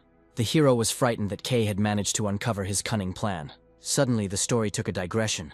Deciding to tell more about Kay. Kay was a special boy who never had any idols in his life. Other people's achievements did not evoke any special feelings in him. But at one point, with the appearance of one special person, Kay experienced this feeling. And this simply did not fit into the hunter's head. Everything inside Kay was screaming that Kim was somehow unnatural. No matter how hard Kim tried to hide his true nature, the hunter saw in him an experienced fighter. In any case, I consider Kim to be truly extraordinary. Kay's long silence and his piercing gaze frightened the hero. Only after a minute of silence did Kay speak. Mumbling, Kay tried to admit that the fear had not gone away. Eventually, after apologizing, he convinced Kim that he would master the new skill perfectly. In response, Kim turned to the hunter. He reassured Kay, promising that with time the result would be achieved and everything else would work out.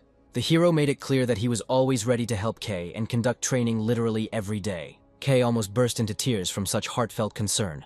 After all, Kim was the first one who treated the hunter with such reverence, becoming not just a friend, but a mentor. Moreover, now I am burning with the desire to repay kindness with kindness. And when the speech touched on this, Kim was shocked. However, the hero did not know what to answer the hunter. And so, by refusing any help, Kim only seduced Kay even more. In the eyes of the hunter, Kim looked like a model of a benefactor who did not need selfish handouts. In connection with all this, Kay slowly began to approach the hero. He proudly explained that he fully understood the meaning of Kim's words. Making it clear that he would not overwork himself, Kay invited Kim to leave the gate. As they walked away from the gate, Kay continued to praise Kim in his thoughts. As usual, the hero remained silent. He also reasoned to himself, hoping that the hunter had not revealed his plan. With each subsequent step, the anxiety inside Kim gradually subsided. Moreover, Kay completely ignored the mana stones scattered everywhere, considering that for hunters of such rank, jewelry was a trifle. And if so, then Kim was in passionate anticipation of the clearing of other gates, by other hands. From now on, Kim had plenty of money, so life gradually improved. Having already walked a considerable distance from the gate, Kim was pierced by a feeling of anxiety. On the way, he met Eunmi again. At the sight of her, to Kay's surprise, the hero stood rooted to the spot. The girl was the first to speak, beginning to note how long it had taken to clear the gates. Continuing, the girl indicated that she had come to convey one message. But first, Eunmi wanted to make sure of something. Her interest was in Kim and why he too was in the same gate. Eunmi recalled that Kim had recently undergone a reawakened test due to suspicions of cheating. But the girl could not even imagine that he would visit the gate illegally. The hero tensed up, because he really had visited gates that were not permissible for his rank. In order to justify himself, Kim decided to identify himself as Kay's porter. The excuse didn't suit Eunmi very well, and besides, the hero's bag was too small for the porter. Eunmi did not stop, reminding him that Kay would also suffer if the violation was confirmed. The hero almost lost consciousness when the girl's speech touched on the latest fines. Besides, Eunmi didn't really believe that the hero would decide to become a porter. The girl honestly pointed out that Kim's behavior aroused a lot of suspicion. Moreover, by actively breaking the rules, Kim put himself in danger, which was also a violation of the rules. Concluding her long monologue, Eunmi asked the characters to cooperate. In his mind, Kim admitted for the first time that he had underestimated Eunmi, but the hero did not want to provoke aggression. Next, Eunmi asked Kay to step aside to discuss work matters. Kim watched as even an A-rank hunter like Kay was forced to obey the will of a man from the association. For the hero, this only meant that the earnings from using Kay were lost. Be that as it may, the hero could no longer change the situation.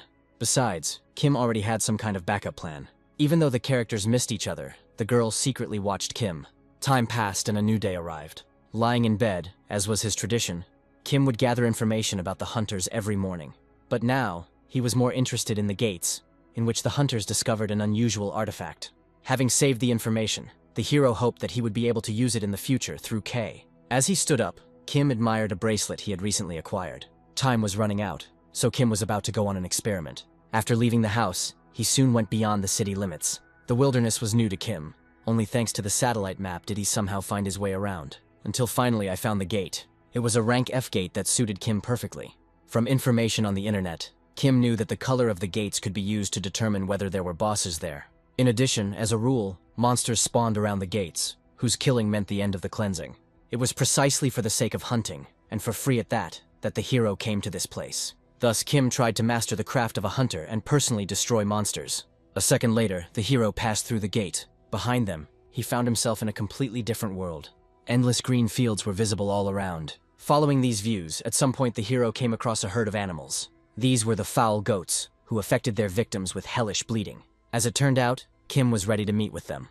He slowly took out the bottle and uncorked it. Kim knew that the carcasses of these creatures were highly valued on the market. Kim drank the liquid in the bottle to the very bottom. In an instant, he felt a previously unprecedented surge of mana.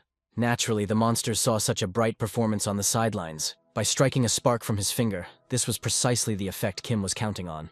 Next, point your finger towards the goat. After which, at the hero's command, a huge flaming ball flew out of his finger. The hero said goodbye to the goat, as it would soon turn to ashes. Kim's fireball was inexorably approaching the goat. Almost touching the monster, the fireball began to rapidly lose weight and crumble, until it completely disappeared into thin air. Only a thin spark managed to reach its target, leaving a small burn. In response, the goat stamped his hooves and raised his head. Enraged by what had happened, he began to steam. The next action was to run towards Kim. The goat's eyes sparkled, dreaming of revenge. For the first time, Kim felt such fear that he screamed at the top of his lungs. Subsequently, saving himself, the hero began to run away. Every now and then he looked back, trying to figure out how far he had managed to break away. But with each subsequent turn of his head, the goat became closer and closer. Kim couldn't even imagine that the horned creature could be so fast. This also forced Kim himself to speed up. He hurried to leave the gate as quickly as possible. A couple of meters were overcome and the hero leaped forward. At this moment, the creepy goat opened his mouth to his mother. Luckily, his fangs failed to grab Kim. In the last seconds, the hero left the gate. Only when he found himself in the human world did Kim dare to look back again. The hero exhaled, because the danger was behind him.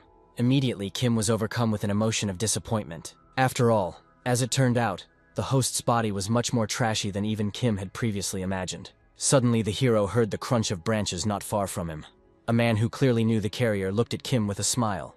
Naturally, the hero did not remember it at all. Introducing himself as John, the man began to remind him how he and Kim had both started out as hunters. The hero was silent at first, thinking about how not to give himself away. But the fears were in vain, because John didn't even really remember Kim's name. The hero didn't like that John was overly talkative, and also constantly mentioned the wearer's failures. Kim later explained his visit to the area as a desire to hunt. John was pleasantly surprised by this news, and by the meeting itself. To avoid any misunderstandings, Kim lied, just in case, that he had some memory problems. After all, the hero did not want to leave, believing that John would allow light to be shed on the carrier's history. Suddenly, John suggested to the hero to form a team and hunt together. John admitted that he just had one free seat. After his suggestion, he pointed somewhere. A group of hunters stood unnoticed among the trees. John called the people there his current partners. After which, he began to introduce the hunters. The hero assessed the composition, but was forced to refuse under the pretext of mana costs. John saw no problem, as the group could manage without an attacking element. Thus, Kim found out that the porter did not show up for the raid. The hero was deciding about his participation, because on the one hand he had to carry things, and on the other, he had to get money for it. Seriously, Kim decided to think about this question. The hero was interested not only in money, but also in the opportunity to observe other hunters in action. Kim subsequently gave his consent. After their group entered the gate and soon encountered a powerful monster, the hunters prepared for battle, actively using secondary skills. The monster itself let out a piercing roar. With just one movement, the monster broke the magical shackles that had previously held it back. Now, rushing towards the hunters in order to trample them. The hunters themselves were prepared for such a development of events. On the signal, the support fighters used magic. The magical lasso and summoned tree roots began to envelop the creature. The monster held its ground, and now the warrior made his move. The hunter took a running start and jumped, holding the axe high above him. On the fly, with all his might, he chopped at the monster. Kim, standing on the sidelines, watched this whole event with delight. After receiving damage, the monster's eyes began to roll back. The monster fell on its side, and the hunters began to celebrate their victory. Analyzing, Kim found the teamwork of the hunters to be commendable. The hero assessed their tactics, which were based on distraction, after which the target was tied up and finished off. Although this method was extremely simple, it worked. Kim was confident that this way, it would be possible to easily defeat any F-rank monsters. When it came to the porter, suddenly Kim was offered help. Taking the hero's bag, the warrior hunter thanked Kim for his efforts and approach to the matter. He was actually surprised at how resilient Kim turned out to be. Now, being ready to reward the hero for the work done as a porter, seemingly emotionless, but actually radiating inner delight, Kim gazed at the wad of money.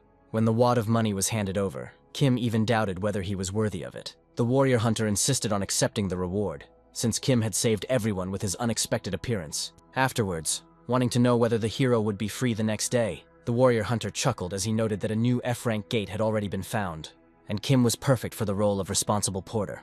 At some point, the warrior hunter's eyes touched the bracelet on Kim's hand. 10 hours passed since that meeting and evening came. While relaxing in the establishment, a group of hunters discussed not so much Kim as the bracelet on his wrist. John believed that the hero's hand was most likely a fake. This possibility was allowed, but the hunters were counting on being able to profit from Kim for something else. In a world where monster hunters have become the norm, some have sometimes turned to crime, and then inexperienced newcomers became their victims. Among hunters, such scoundrels were nicknamed toads. Over the long period of their illegal activities, they even learned to hide their crimes. As for Kim, John urged no one to worry about it. John assured everyone that it was impossible to find a more insignificant type than Kim. In this case, the repeat offenders managed to negotiate a victim. Time passed, and a new day arrived. The hero sat in the appointed place, but so far no one had shown up. Just when Kim began to doubt something, he received a message. While reading this, the hero tried to remember something about John, but just now Kim was called out. The hunters the hero had been waiting for finally showed up. The first thing Kim did was to make sure that his payment for his services was the same. The hunter-warrior confirmed everything and urged not to sit around. A little later, the characters entered one gate. It was a harsh place, more like hell. The hero had some idea about this gate. In this case, there should have been 2 bosses present. One day, in time, Kim would like to study tech. And in general, Kim counted on the fact that working as a porter would be able to feed him well. At some point in time, the group of hunters began to slow down. And Kim also noticed that the group's route was repeated. Confirming his words, the hero pointed to the recently killed monster. While worried, the hero hoped that someone had the skill to find a route. Just then, one of the hunters secretly took out a bottle of potion. Having waited for the right moment, the swing was carried out. Then, with all its force, the bottle smashed against the back of Kim's head. Having fallen to the ground, the hero did not immediately lose consciousness. The hunter-warrior urged Kim not to worry, just to get some sleep. The hero was completely confused, again not understanding the reasons for the Earthling's unprovoked aggression. Kim even thought that this could be a certain fetish. At the same time, the hunters laughed heartily at the situation. But none of them knew that something like this could not work on Kim. Against all odds, Kim held on. And the hunters began to get a little worried, because time was passing. The hero clearly heard their conversations. But Kim wasn't going to give up just like that. He suddenly jumped up, tensing up. The hunters weren't even able to properly react to this flight. It came as a shock to them that Kim had gotten back on his feet at all. Meanwhile, wanting to speed up, the hero threw off his bag. He didn't hear the lasso snap behind him. A strong rope wrapped around one of the hero's legs. Then the lasso was pulled back and Kim lost his balance. The toad hunters found Kim's escape strange. After all, just a year ago he was limping on one leg. And yet, none of them understood how Kim managed to remain conscious. At some point, the rope on Kim's leg loosened. From a small height, he fell painfully on his back. Cursing, Kim tried to get up again. He was called unexpectedly. A hunter-warrior approached, warning that he would kill Kim if he tried to escape again. The hero nodded his head, but wanted to know why they were doing this to him. However, there was no response. The toad hunters stared intently at the hero's bracelet. Eventually, the hero himself noticed it. Next, Kim moved his hand with the bracelet in one direction. He did the same in another, seeing how fascinated the toad hunters were. Finally realizing that the whole fuss was about the bracelet. Kim couldn't have imagined that the bracelet would cause problems. Meanwhile, Kim recalled the bracelet's rare protective properties. The hero could have given the bracelet, but he guessed that they wouldn't let him go. Naturally, a request was subsequently made to give back the bracelet. Next, the hunter-warrior's hand reached out to Kim. Then Kim began to threaten that if anything happened, he would use the bracelet charges. After all, once the charges are exhausted, the bracelet would become an ordinary accessory. Afterwards, turning to John, the hero asked him to let him go. John laughed when Kim swore to keep everything a secret. At the same time, the hunter-warrior's patience was running out. Taking advantage of the surprise, he struck Kim. Then he grabbed him by the chest. He was extremely annoyed with Kim, and was going to teach him a good lesson. Then, he started to beat the hero. The hunter-warrior tried to get Kim to use the bracelet. In any case, death would have awaited the hero. At some point, unable to bear it any longer, Kim asked to stop. Breathing heavily, Kim promised to give him the bracelet. The hunter-warrior smiled, exactly what he had expected. With trembling fingers, Kim reached for the bracelet. And yet he knew that this action would be his end. The hero's life is about to end. But right now, someone's running was heard across the lava field. It goes without saying that everyone heard this stomping. Gradually, the hunter-warrior turned towards the approaching sound. Kim's breath caught when he looked too. It's unclear how, but Kay appeared somewhere in this place. History rolled back approximately half an hour before these events. This was the moment when Kim was actively using the phone, and Kay received a message about the imminent start of training when the hero returned from the raid. Kim himself was glad that after everything, Kay was still in touch with him. Kay, however, still had a favorable attitude towards the hero. He even planned to present the hero with a gift in the form of a special coffee. About 20 minutes have passed since then. However, there was still no news from Kim. Kay knew that the F-rank gate was passed quickly, and it was then that I thought something was wrong. After all, the hero could end up in an anomaly with the increase in the gate's difficulty. Just in case, Kay rushed to the rescue, so he headed towards the gate, soon getting deeper into the forest. That's where the F-rank gate was located. Deciding to make sure of everything, Kay stepped into them. A couple of steps, and the local wind began to burn Kay's skin. Kay kept himself in check, still afraid of being inside the gate. As he moved forward, he found monsters that had been defeated. At some point, I clearly heard the sounds of blows. Immediately thinking of Kim, he rushed at them. Having reached the desired place, the hunter stopped. I found a truly frightening picture there. A group of hunters surrounded poor Kim. They were alarmed when they saw Kay himself. Kim immediately spoke up, calling for Kay's help. Kay froze, seeing Kim so emotional for the first time. But now, these thoughts were not of primary importance. Kay understood perfectly well that the hero had become a victim of the toads. Blazing with magic, he began to slowly approach them. Seeing the threat approaching, the hunter warrior called on his accomplices to flee, but he himself didn't have time to move, because he was grabbed by Kay. With all his might, the hunter launched the scoundrel into the rock. It was a piece of cake for Kay to deal with such bastards. Moreover, they all started running in terror. Kay also moved from his place. Now he was not burning with the nobility to let anyone go, and still beat the toads so as not to kill them. After the fists, Kay's shield came into play. Actively wielding it, he interrupted the toads' escape. Their pitiful attempts to save themselves were in vain. The last of them, Kay grabbed by the edge of his clothes. The captured John was thrown to the ground. Then with all his might, Kay stepped on his shoulder. Looking at these worthless people, Kay did not understand how the hero could lose to them. The hunter was torn from these thoughts by Kim's voice. Rising and approaching, the hero thanked for saving him. Wiping the blood from his face, Kim didn't expect Kay to come after him. The hero apologized to Kay for making him worry. It was now, during the conversation, that Kay realized that after the moral trauma he had received, he had spent the first time inside the gate for a long time. The thought crept into his mind that this was another of Kim's plans. Kim distracted Kay again, asking him to leave the gate together. Moreover, the hero promised not to turn a blind eye to what happened. He just didn't understand why he hadn't noticed the catch earlier. Kay himself was once again convinced of how instantly Kim could change his emotions. However, without understanding the meaning of Kim's plan, suddenly, Kim started talking about a theoretical team with Kay. He admitted that if he had been a little stronger, that is exactly what he would have done, further stating that he is proud of Kay. These beautiful words even brought tears to Kay's eyes. Kay immediately remembered that for a very long time he had been unable to create a new squad and recover from past injuries. Kay's disappointment was so great that for a long time he could not even interact with other hunters. But a lot in his life changed when he had to save Kim. Still believing that the situation with the hero was a clever setup, after going through this, Kay actually recovered his health. Moreover, Kim's injuries were so serious that it only emphasized the hero's intentions to help Kay. With these thoughts in mind, Kay decided to openly ask why the hero always helped him. Kim looked at him puzzledly and asked again. Later, explaining his actions by the fact that Kay was a good person. The hunter never expected to hear such flattering words about himself. Then together, they headed towards the exit of the gate. Already in the human world, Kim insisted that the hunter file a complaint. By then, Kim had already asked for forgiveness, since the current training session had been cancelled. Kay suggested that the hero visit the hospital, but Kim refused and trudged home. And once again, Kay was shocked by the hero's decisions. After all, an F-rank hunter would not have been able to heal himself on his own. Kim himself moved sluggishly, feeling a burning pain throughout his body. Without saying it out loud, but in his mind, he was almost dying. A couple of days have passed since then.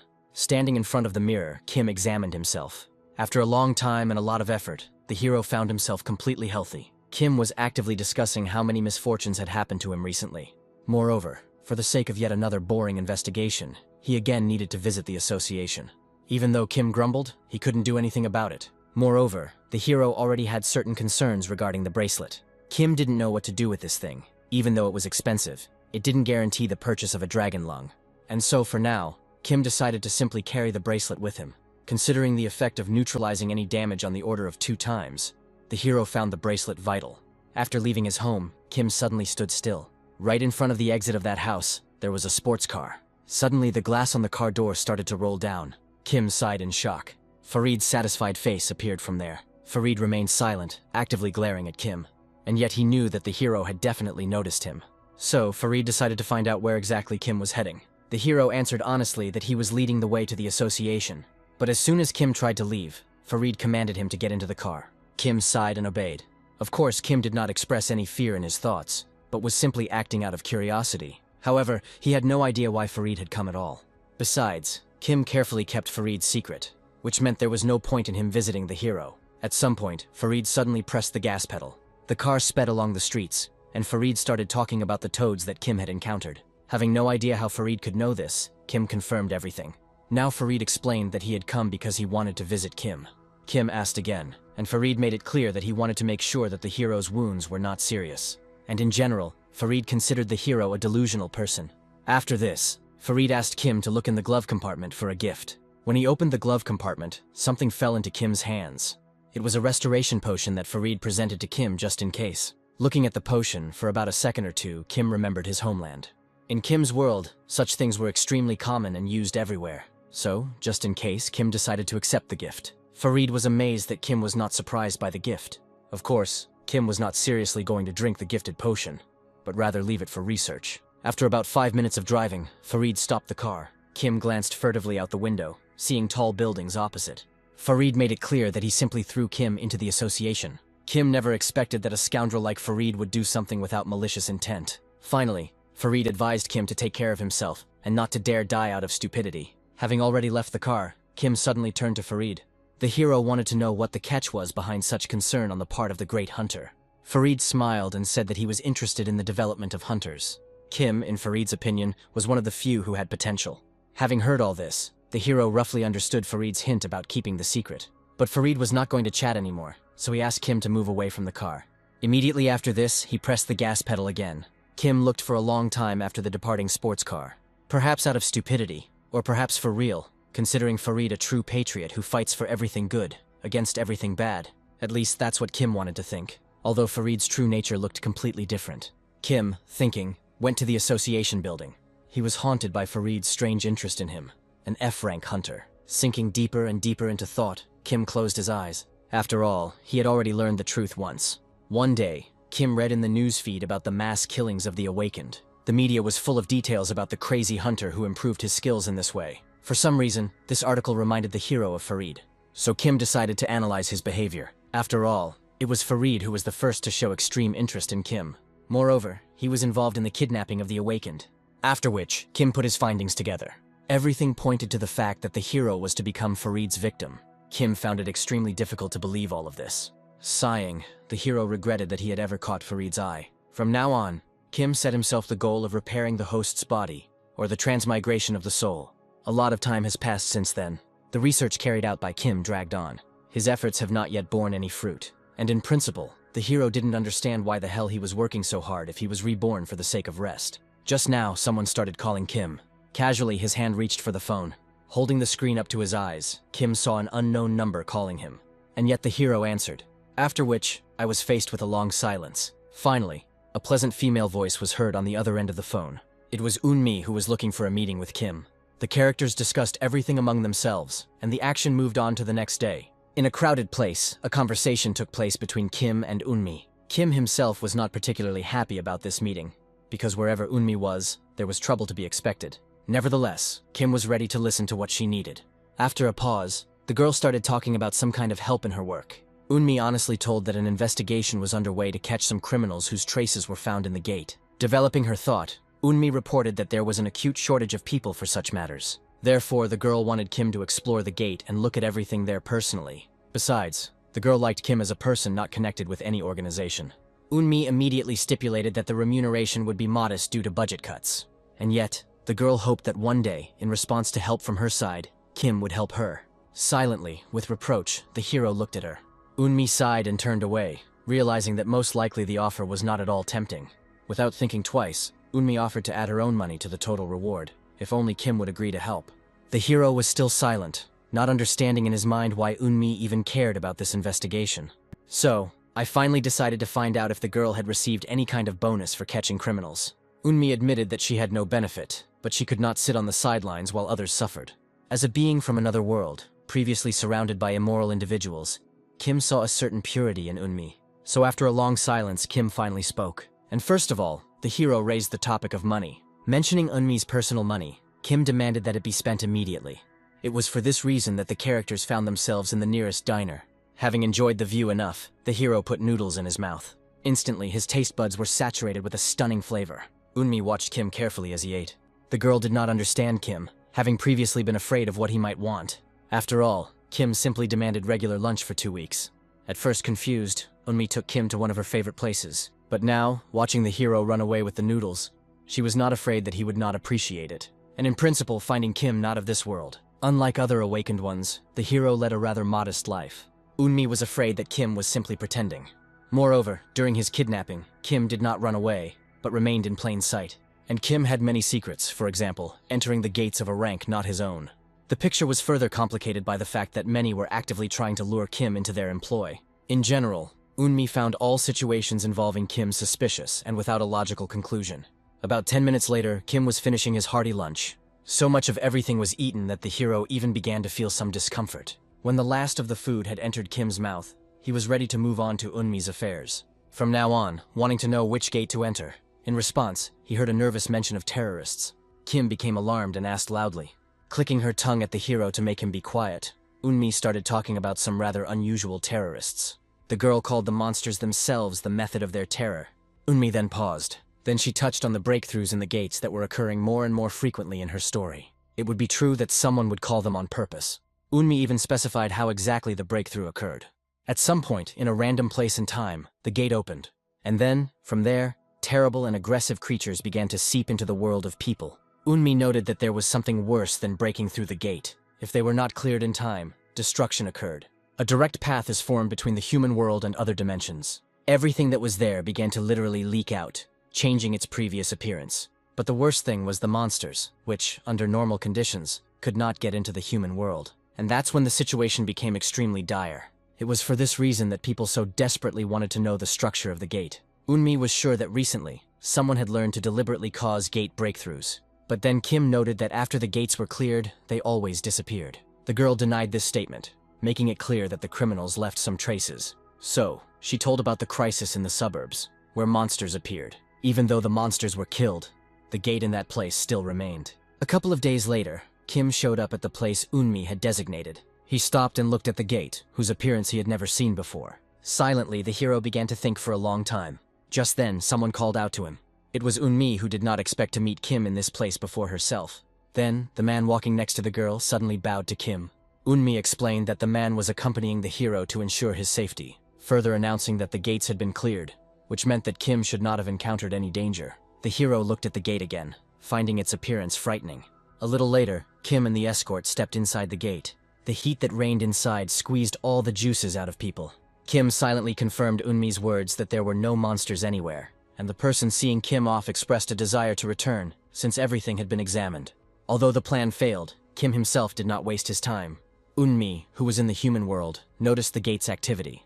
The people came out of there exhausted. Before reporting, Kim asked for water. To the sounds of greedy water consumption, the girl tried to find out if Kim had found something inside the gate. Having finished drinking, the hero reported that the news was bad. The hero assured that it would not be possible to establish the criminal's identity. Kim explained that no traces were found, and at the same time the hero saw something strange, namely the gate itself. Kim was sure that they had opened through the efforts of the awakened one. With apprehension, Eunmi repeated Kim's words. To paraphrase, Kim was deciphering that the gates found were just a trap, further claiming that the gates found led to a dungeon that was not connected to anything. Kim even doubted that such a gate could be used for a breakthrough. After all, there could have been hundreds of entrances, and those would have only served the function of fast movement. Moreover, the hero was sure that these strange gates were far from the first. Recalling, Eunmi named a couple more similar cases, but in those versions, the gate breakthrough still happened. Kim believed that the criminal would play correctly. The hero assumed that the criminal was covering his tracks, and that all previously opened gates were the work of the same person. Kim even regretted to himself that he had not entered the body of this gifted terrorist. The hero then asked Eunmi not to enter the gate he had found again. Kim explained that the gate was unstable and could close at any moment. Eunmi couldn't do that because she desperately needed clues. However, Eunmi was unable to do anything, because as Kim had reported, the gate soon slammed shut. The only clue to the terrorist's identity was lost. Strangely enough, from that very moment on, the opening of new gates and their subsequent breakthroughs also ceased. Kim noted that even news on this matter has practically disappeared from the information space. These events have been going on for a week now, and a whole investigative team has even been created. It was just then while Kim was aimlessly reading the comments on the news, that Unmi called him. The hero expected that the girl had managed to find new clues regarding the terrorist. However, Unmi asked the hero to urgently come to an unusual place. About an hour later, the characters were making their way through a dense and dark forest. Kim wasn't sure he could help Unmi with her current request, but the girl didn't see any problems, and, moreover, she took the bulk of the responsibilities upon herself. After all, thanks to her skills, Unmi could quite easily track almost any person. At some point, the girl stopped, as if she felt something underneath her. Kim even decided to make sure that Unmi's feelings were accurate. Unmi's feelings did not fail her, however. She, like Kim, doubted that the missing person was actually buried underground. She even suggested that the search party might have been lured. Finally, Kim understood that he had been called to check everything. Indirectly, Kim's thoughts were confirmed by Unmi. The hero even laughed at himself a little, because the girl called him an active hunter. Then, clearing his throat, Kim pretended as if he had not said anything at all. Walking forward, he urged Unmi not to waste time. The search party's journey took some time. Soon, in the middle of some unremarkable bushes, footprints were found. It was then that Unmi called out to everyone. Again, she felt the abducted person who was underground. The girl believed that this time her feelings had not failed, but none of them realized that the search party was being secretly watched. Quite quickly, other forces arrived on the scene. Unmi reported that the location of the missing person had been accurately established. The arriving chief was not averse to making sure of everything and beginning excavations. Afterwards, the boss began to give orders. Having also decided not to sit idly by, Unmi invited Kim to explore the area. The hero did not argue and agreed. Moreover, the girl had used up all her strength and her skills had become inactive. The girl was ashamed of such moments, because she began to feel like an empty shell. Unmi sadly left all other matters to the second group of awakened. Having moved a little away from the excavation site, Kim reported that he did not see anything suspicious nearby. Kim specified that in any case, he did not feel any magical traps. Unmi laughed with joy, but not for long. Suddenly, she asked Kim to slow down, after which, the girl suddenly began to point somewhere. With her finger, she pointed at one of the trees. Kim tried to peer into the darkness of the night, but he saw nothing there. Then, just in case, I decided to study the issue of mana. His vision changed, and in the darkness of the forest, he clearly saw a silhouette imbued with magic. Kim even said out loud that there was an awakened one in the forest. Without further elaboration, Unmi rushed back to call the second group for help. Kim continued to stare into the darkness where someone was hiding behind a tree. At some point, a head in a hat looked out from there. Kim was still watching, wondering where this man could have come from in such a place. Taking a closer look, the hero even saw that it was probably a person chewing something. It was just then that Unmi arrived with reinforcements. Meanwhile, the unknown awakened one was nourishing his body with mana. A second later, magical vapors formed around him. Seemingly understanding the unknown person's intention, the hero froze. He definitely felt how an unknown person was aiming a clot of magic at someone. As soon as possible, Kim moved towards Unmi. As he walked, he tried to warn the girl about the danger. At the same time, the unknown person was finishing his magic cast. A fairly large part of the territory was subject to magical influence. For a moment, a whirlwind appeared there. Unmi screamed in fear. Being nearby, Kim asked her not to be afraid. The girl opened her eyes and looked at Kim with confusion. Maintaining his composure, the hero added that soon everyone caught in the whirlwind would fall. As Kim said, the people caught up in the magical whirlwind were drawn somewhere. Before anyone could even come to their senses, they all fell, one after another, into a certain body of water. A second later, the poor fellows who had fallen into the water appeared from the water. While Unmi was drowning and calling for help, Kim was calmly floating on his back. Now he looked up, having no idea where everyone was. And in general, the hero found the general landscape very strange. Kim assumed he was back inside the gate.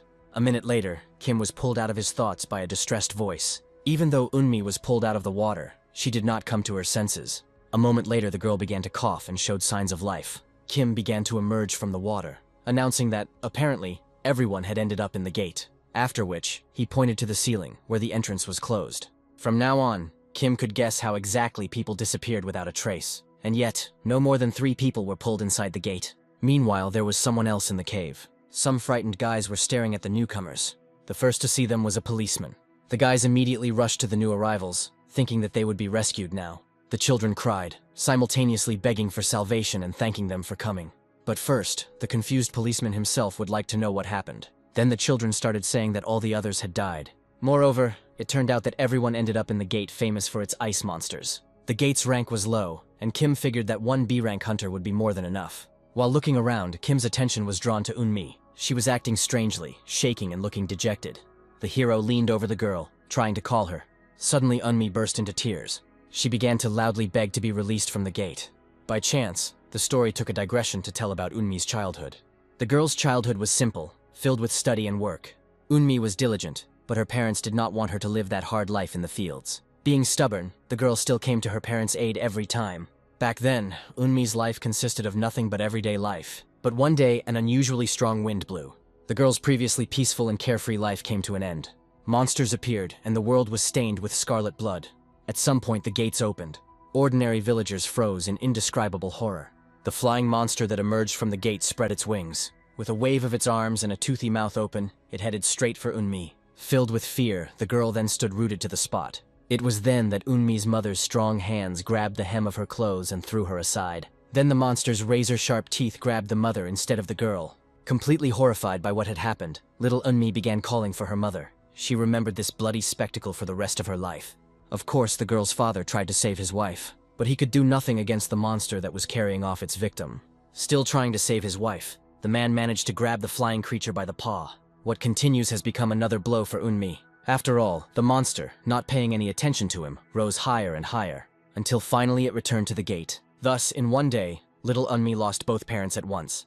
And just then, the winds of magic rose above the girl. Thus, Unmi was born for the second time as a B-rank hunter. But Kim knew nothing about this story. No matter how he tried to call her, the attack the girl was experiencing was incredibly strong. Without saying a word, everyone else watched Kim's attempts to bring Unmi back to normal. The hero realized that he couldn't give up, because only Unmi out of everyone present was a B-rank hunter. Kim decided to use the practice of counting, after which Unmi was supposed to come out of her stupor. Nevertheless, she understood perfectly well that in an unstable emotional state, the girl could do anything. So, even though he was afraid, Kim began to count. When the number 3 was named, the girl suddenly sighed. Now Unmi's breathing became even and the shaking decreased. Believing that Unmi had returned, Kim began to explain to her the danger of the situation.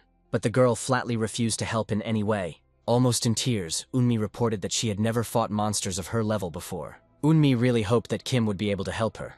The girl began to cry again and begged the hero for her salvation, still considering him a high-ranking hunter. Unmi claimed that she was just a detective and had no other skills. Then she began to repeat over and over again that she could not do anything. Then Kim concluded that Unmi would die with everyone else.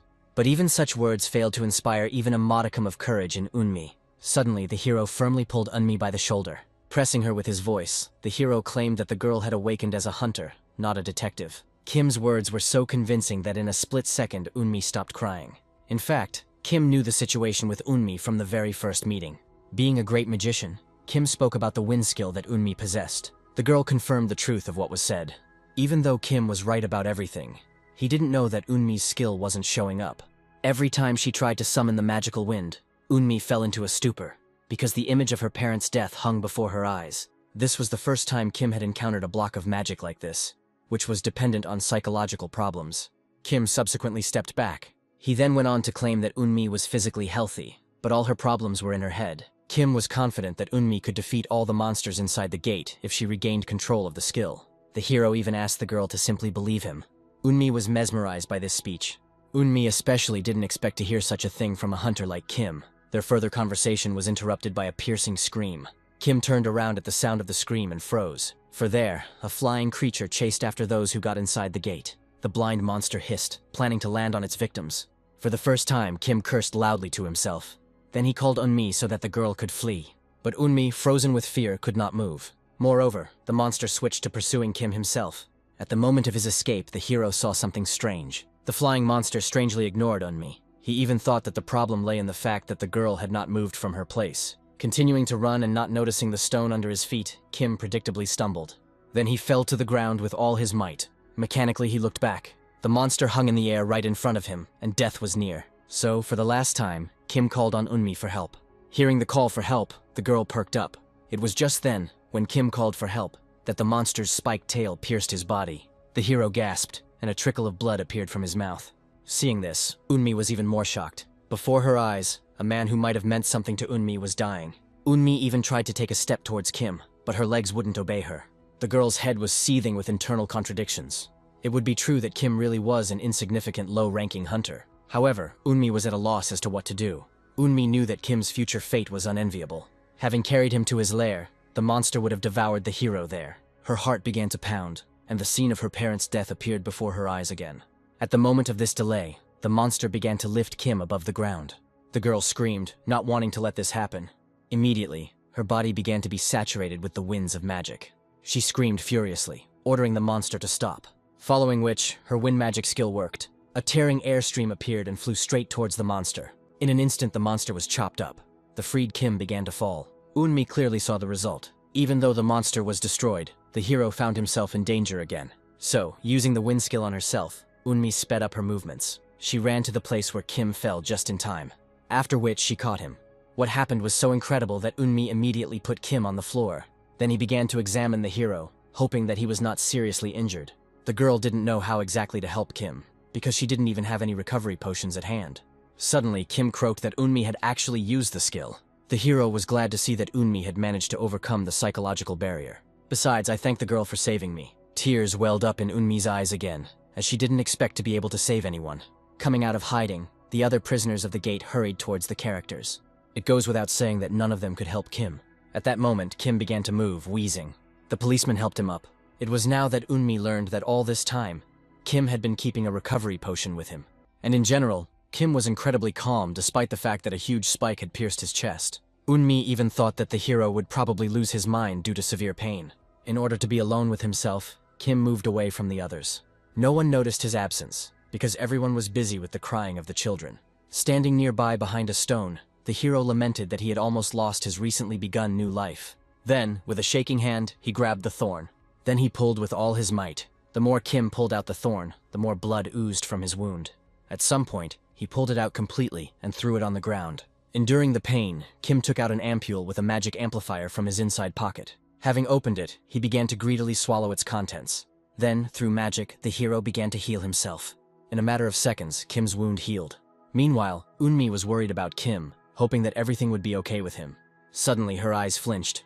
Kim emerged from behind the stone, having completed his treatment. The girl was impressed, because the potion literally completely healed the hero's wound. Eunmi was not in a stupor for long, because Kim approached her.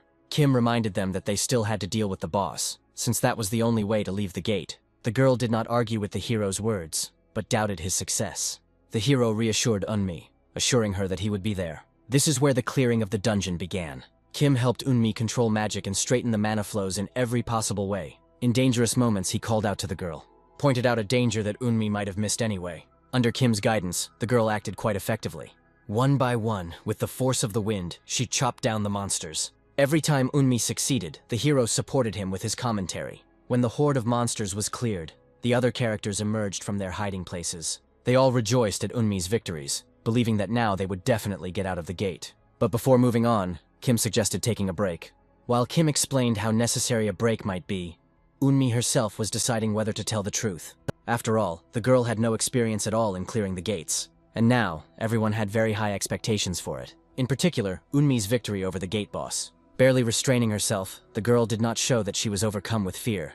Many looked at Eunmi with anticipation of a miracle.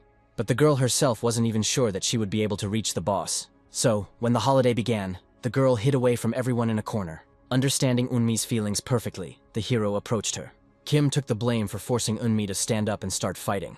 Sitting down next to him, the hero asked for forgiveness for all this. And in general, Kim designated the culprit as merely a terrorist. Still, he asked Eunmi to be patient for the good of everyone. Kim was sure that if Eunmi had survived here, she would have been able to survive in any other gate. Finishing his speech, the hero asked the girl to set out on her journey when she was ready. Suddenly, smiling after hearing everything, Eunmi stood up. Finally, she was ready to give the boss a dressing down. And then their common path continued. At a certain point, Kim stopped everyone. Having reached the tall door, the hero clearly felt that the boss was behind it. Since the danger was great, Kim took only himself and Eunmi inside.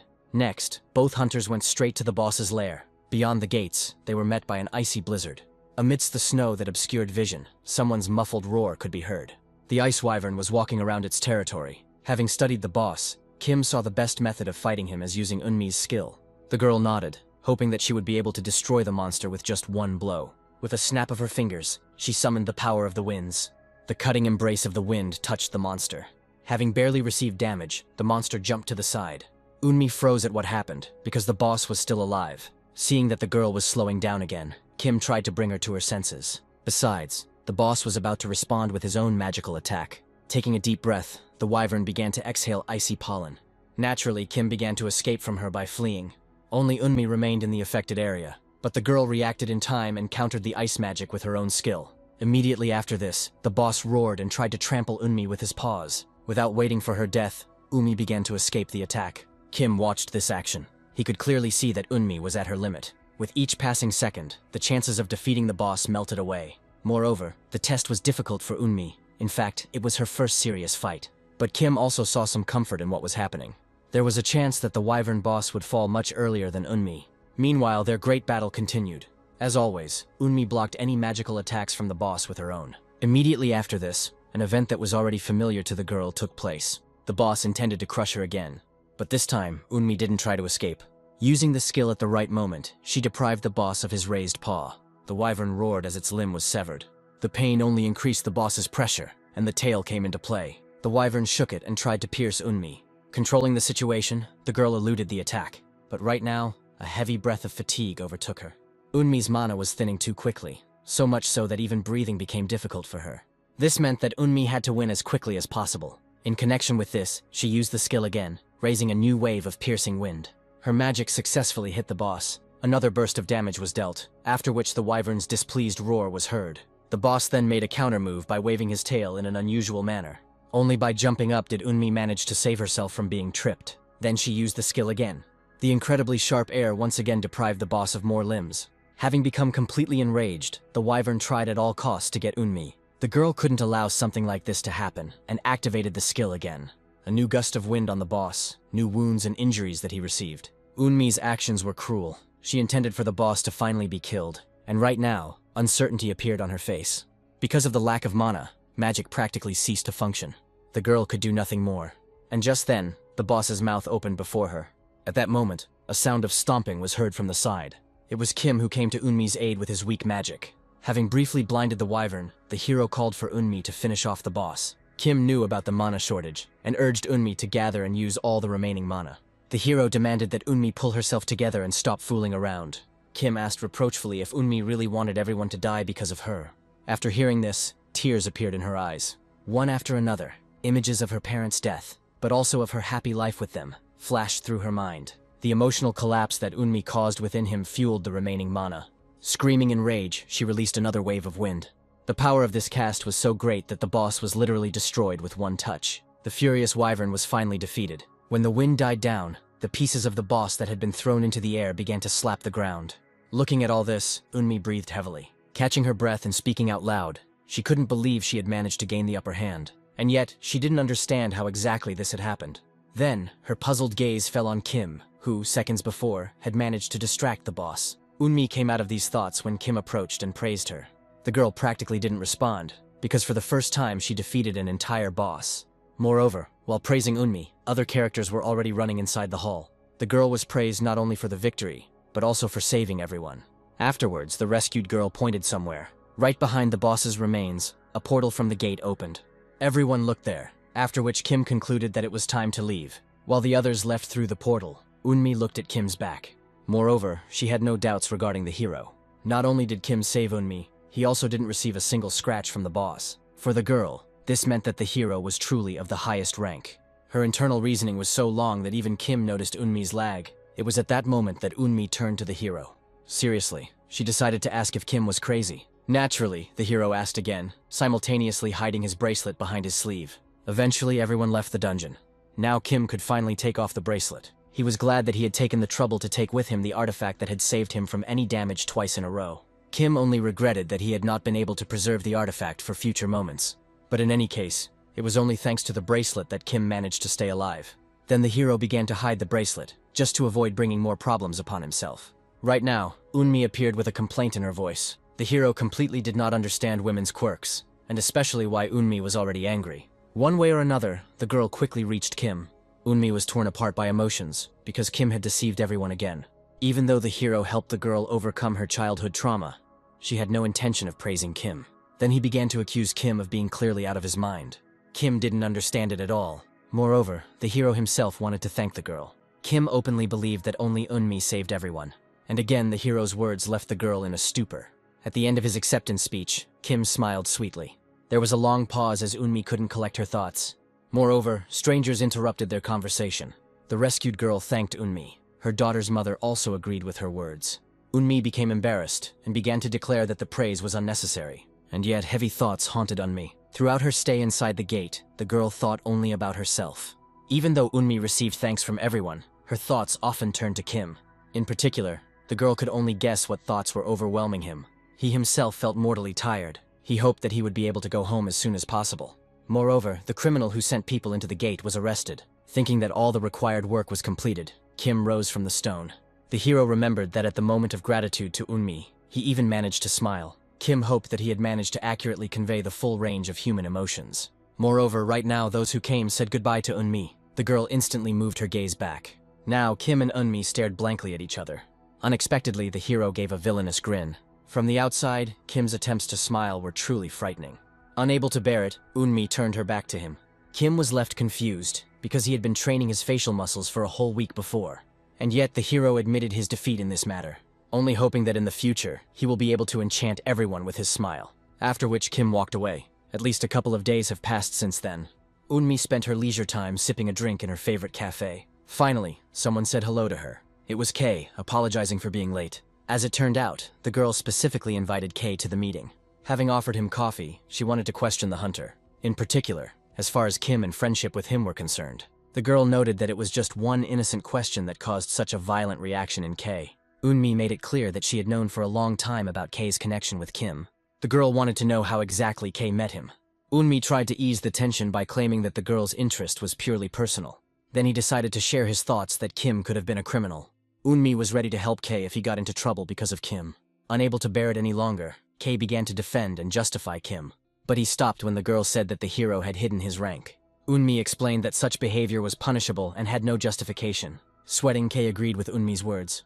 Being well informed about Kay, Unmi tried to get him to give up some information. Unmi's questions were sharp, so much so that Kay had no doubt about the girl's suspicions towards Kim. Kay was consumed by doubts, as the hero could have revealed his rank when he entered the gate with Unmi. Suddenly, Kay realized that in order to protect everyone, Kim was forced to drop his F-rank facade. This meant that Kay himself no longer had anything to hide. Unmi, in turn, continued to put pressure on him. Gulping, Kay prepared to lay all his cards on the table regarding Kim. For the good of all, he decided to tell Unmi everything he knew about the hero. He only hoped that the girl would keep such information a secret. Unmi nodded and readily agreed to this condition. After hearing this, a drop of sweat ran down Kay's cheek. He began his story with excitement. Kay's narrative was laid from afar, from the moment when his team was defeated. Kay openly stated that he remained alive only thanks to Kim. Unmi certainly didn't know such details. Kay didn't stop, frightening the girl with the details of what happened.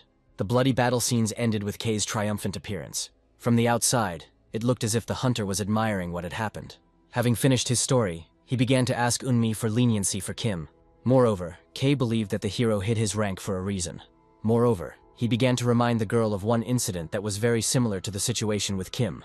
After all, not long ago there was a problem when ordinary people lost consciousness without exception due to S-rank magic. However, according to Kay, Kim did nothing even close to that. Unmi wasn't so confident in Kim, especially since he ate at her expense every day. And in general, she did not understand Kay's devotion to the hero. What was said made the hunter think. After a pause, he said that thanks to Kim he gained confidence. Kay was amazed by the hero's self-sacrifice. The hunter even told of a case when Kim deliberately exposed himself to attack. This story destroyed the entire previous picture of Unmi's doubts about Kim.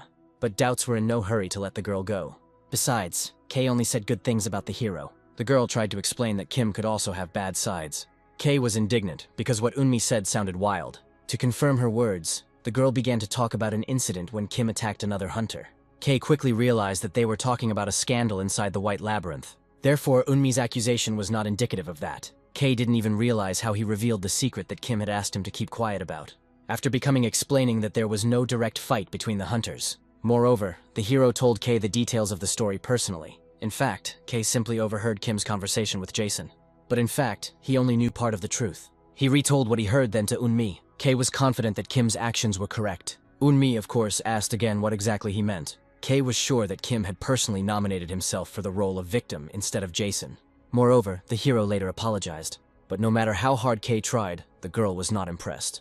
An F-rank attack on a top hunter sounded wild in principle. At the same time, it could mean that the hero actually hid his rank. After a little analysis, Unmi thanked Kay. She said that she would no longer regard the hero as a criminal. Unmi was convinced that whoever Kim was, he was definitely not a villain. and the girl no longer wanted to return to this topic, and therefore, she openly stated that Kim's concealment of his power was even for the best. Eunmi explained that otherwise, the hero would not have been given a peaceful life. Besides, the balance of power was already fragile. The three most powerful guilds divided influence among themselves, while the Hunters Association watched everything. Eunmi feared that the emergence of new powerful hunters could destroy the world. In her eyes, Kim could become the catalyst for this crisis. That's why Eunmi thought it would be better for Kim to continue pretending to be weak. Moreover, the girl expressed not only her thoughts, but also an entire association. This speech brought a pleasant smile to Kei's face. Afterwards, asking Eunmi not to worry about anything, he shared the news that Kim was actively refusing to cooperate with everyone. Eunmi certainly didn't know about anything like that. What was said once again testified to Kim's concealment of his rank, which meant for now, it was time to relax. Gradually, the scene moved to the headquarters of one of the guilds. Kim, who came there, was thanked for his responsiveness. The man sitting opposite the hero introduced himself as the head of the Human Resources Department. Kim didn't take this information with much enthusiasm, and he looked wildly exhausted. In fact, I feel unwell from the sight and smell of coffee. The head of the HR department decided not to delay and get straight to the point. When he started talking about joining the guild, Kim stopped him. The hero's behavior became aggressive. He indignantly explained that he did not want to go to work. Suddenly, events moved back a couple of days. At that time, in the Tower of Magic, the method of recruiting Kim was actively discussed. Despite the contradictions, Esther insisted that Kim be brought in. Moreover, Esther's guild needed analysts. The head of the HR department was shocked by Kim's parameters. And even more so, he was confused by the price of the contract with that one. Esther didn't want to hear the scumbag whining. Moreover, being confident that Kim was hiding his rank, Esther asked her subordinate to be polite, just so as not to scare Kim off. Moreover, being ready to give Kim much more than already planned. Her intentions on this matter were clear. The head of the HR department continued to argue. Esther didn't know much about Kim, but she believed in him. Such arguments from the head of the guild for hiring sounded absurd. However, Esther no longer listened to her subordinate. After all, Kim's value had already been proven. The hero went through the labyrinth and even endured the entire curse. In Kim, seeing the most valuable tool. Coming out of her thoughts, she found her subordinate still standing in front of her. She immediately ordered the start of work on recruiting Kim. The subordinate only had to carry out the order. As he left, even he began to doubt Kim's low rank. Too much attention was paid to this. Already at the present time, the hero has almost descended into hysteria because of the words about work. The head of the HR department did not give up and tried to smooth over the situation. He explained that he contacted Kim because everyone was counting on a change in his decision. Next, he reached into the inside pocket of his clothing. After which, I put the contract on the table. Kim glanced at what was written on the paper. The hero found the conditions there overly generous. But even this could not convince Kim, so he refused. The head of the HR department never expected anything like this. Kim explained that he refused not because of offers from other parties. Kim made it clear that he had no intention of collaborating with anyone. The head of the HR department took the refusal hard. Kim turned out to be much less accommodating than even the most spoiled S-rank hunter. So, he admitted to a mistake in his calculations, now trying to flatter Kim. But no matter how hard he tried, it was no use. Not a single emotion appeared on the hero's face. Moreover, Kim himself was consumed with thoughts about his hatred of work. Exhaling, the head of the HR department admitted that nothing could be done, partly suggesting that Kim was tense about the contract itself, and therefore asking to consider it cancelled. From now on, being ready to make an informal proposal. Having spoken about the artifact, he pushed a new paper towards Kim. This time, Kim no longer had a persistent disgust. Besides, the work ahead was quite simple. The head of the HR department asked the hero to study the salary figures more closely. Having looked at the figures there only once, Kim immediately agreed. He was even ready to sign immediately. Not expecting such a change in mood, the head of the HR department was speechless. Kim impressed with his composure in any situation. Having done everything, Kim was ready to go to work. About 2 days have passed since then. Early in the morning, the head of the HR department came to his workplace. The secretary met him. He also reported that Kim was already waiting for his boss. He urgently headed towards the hero, hoping that, step by step, he will be able to lure Kim into the guild. Finally meeting Kim at his office, the head of the HR department immediately went to the safe.